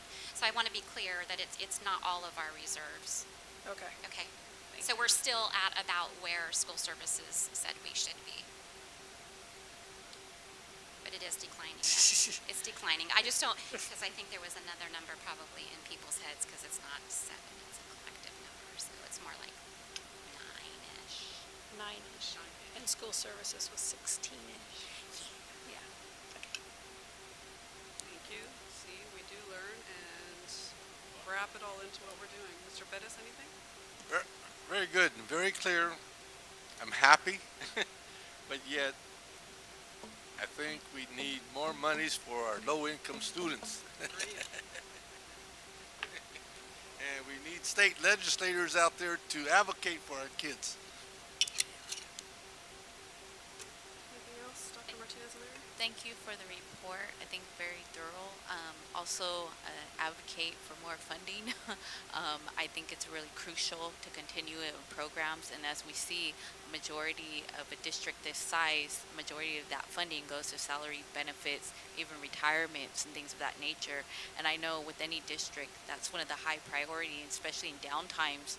If there's a recession that hits, you're always trying to outweigh having to lose staff or key people that help operate the district. So I think this information is very knowledgeable, and I think moving forward we have to be very conscious of what's being spent. So thank you. No questions, and the comments I think have been stated by my colleagues, so thank you for an excellent report. Thank you very much, Ms. Hayes, for an excellent report. Folks, I don't think I can imagine a bigger testament to our commitment to this district than spending your birthday with us, so please join me in wishing a happy birthday to Ms. Hayes. I thought you had this meeting just for me. And as your birthday gift, I will refrain from singing. Thank you. But no, excellent report. Thank you very much. So I would like to just mention, I'd be remiss if I didn't thank Shannon. Her staff does work very, very hard, but to get to this point, many, many late nights, very few weekends to get us to this point. I'm here for her, so I just want to thank Shannon for all of her hard work and what she does for the district. Excellent. Thank you, Shannon. Happy birthday to you. So, on that note, I'd like to call for a motion to approve the 2017-18 unaudited actual income and expenditures. So moved. I second. Moved by Mr. Madison, seconded by Ms. Albiani. All in favor, please signify by saying aye. I heard her first. Sound travels faster that way, I guess. Thank you very much. All in favor, please signify by saying aye. Aye. And that passes unanimously. Thank you, colleagues. I thought she went slightly faster. Okay. Next up, Mr. Riley has a resolution to eliminate classified positions. Sounds horrible. Tell us why it's not horrible. It's not horrible because no one's being harmed. We're just doing some reorg and transition from. We have to get rid of some older positions in this department and create a different kind of positions. So, Ed Code forces us to do it this way. So, the board is asked to adopt the attached resolution to eliminate classified positions due to a lack of work, lack of funds pursuant to Ed Code sections 45115, 45298, 45308, and 45117. So I'm asking you to recommend or to approve this motion and approve this resolution. Okay, so I'm going to call for a motion. Moved by Ms. Allen, seconded by Dr. Martinez-O'Leary. All in favor, please signify by saying aye. Aye. And I believe that is unanimous. Thank you, Mr. Riley. Next item is board member and superintendent reports. Just a quick reminder, this is official committee work, and I will start to my left. Anything, Ms. Allen? No. Dr. Martinez-O'Leary? No. Mr. Bettis? Ms. Albiani? Mr. Madison? Mr. Superintendent? Just a quick highlight of the college fair for the historically black colleges and universities that occurred on Saturday. Great event. We're having conversations about Saturday or the weekday, the Friday piece. I'll tell you my observation of seeing parents and grandparents and aunts and uncles with their potential college students interacting together. Very, very cool. So we're actually having a conversation about maybe we could have a during the week version as well as the Saturday. But I'd hate to lose the Saturday because of that family opportunity. It was very cool to watch. Yeah, if I may comment on that, I was there as well as Superintendent Hoffman, and a tremendous turnout. A lot of parents there. I was very, very pleased. Talking to Dr. Rowe as well, that puts it on. I think we had just about all the major black university colleges around in the country that was there. The only thing I would try to see if we can take a look at, and your point is well taken about Saturday. I do like that. I think you get more parent participation. But what I'd like to see if we can entertain having a table out there amongst the historical black colleges from our district with a staff member there, that we can seek and look at how we can get parents involved with our district, because they have kids that are coming up through the ranks, that we can get them on committees. They can see what we're all about. If we have handouts there, I guess I'm saying we can recruit more black parents of color that can come into our district, because that's just a wonderful opportunity in my opinion. Thank you. Great observation. I have no report, so I will move on to other items from the floor, and I'll start again to my right. Do you have anything, Mr. Madison? All right, Ms. Albiano? Mr. Bettis? I forgot to mention this last time, but I attended a ceremony in which UC Davis was recognized as a Hispanic serving institution, one of the many within California. And Chancellor Mays was present at our ceremony, and it took approximately 30 years to get 30% of Latino youth students at that college. And we're doing another further recruitment for African American students in that arena, because the fact that the underrepresentation of African American students at that college. They represent approximately 3%. So, and I extended an invitation to Chancellor Mays and his staff to come to our board meeting, or bring one of the staff to talk to our staff about how we can help out recruiting students into that university. It's very good, one of the best universities in California. They spend many funds, many dollars on retention, counseling these students to maintain their grades and their mental health, and show them how to study, et cetera, et cetera. So in the process of learning more about Hispanic serving institutions, I discovered that also there's a designation for Hispanic serving high schools. And there's not very many high schools within California who have that designation, and there's funding for graduation and enrichment or counseling and a variety of other projects transition into university systems. So I like to possibly like our staff to research that issue. If we could possibly get that designation at one of our, or two of our many high schools within within our district. Thank you. Thank you, Mr. Bettis. Dr. Martinez-O'Leary? Just a quick announcement. I went to the college fair too on Saturday, but they gave out a lot of scholarship information too for students. And so it was nice to see some of the organizations out there too, because there's staff there from the district that have previously worked there, reaching out to the community. So I thought that was great. Also nice to see. Also, just a quick reminder and update, next Friday at the state capitol is California Indian Day, and they will be having a lot of tribal leaders there. This is the first year I'm actually going to have to miss it, unfortunately, but it's open event to the community. And then also there's going to be a couple other upcoming events around at the community colleges honoring Native American Student Week. So I just wanted to bring that to everyone's attention. I know our district in November recognizes that day as well, but I just wanted to make sure as those announcements come up, I'll make sure to keep everybody informed of upcoming events. And they're open to the public, and anybody can attend those as well. Thank you, Dr. Martinez-O'Leary. Anything? Nothing, Ms. Allen? Okay, I'm going to run through. Can I Did you say have one? something else? Yeah, Go just ahead, one. Mr. Bettis. I'd be remiss. I wanted to pass on many thanks to Eric Swanson. He was an extremely good host out there on Saturday as well, too, with some of his staff. Just wanted to mention that. Thank you. Colleagues, I'm going to run through a really quick short list just to give you a heads up on some topics that we hope to address at the October 17th board retreat. I know some of you have raised these issues, so with my one caveat that everything is tentative until the official agenda goes out. This is just so you understand, the work that's going on behind the scenes. So October 17th, presentation and discussion on the history social science curriculum, which we've been hearing something about. An Arbinger training refresher with facilitator Mike Merchant. Update on the BP and AR, the board policy and admin regulations related to educational equity. So October 16th, discussion. It would come back in November for action.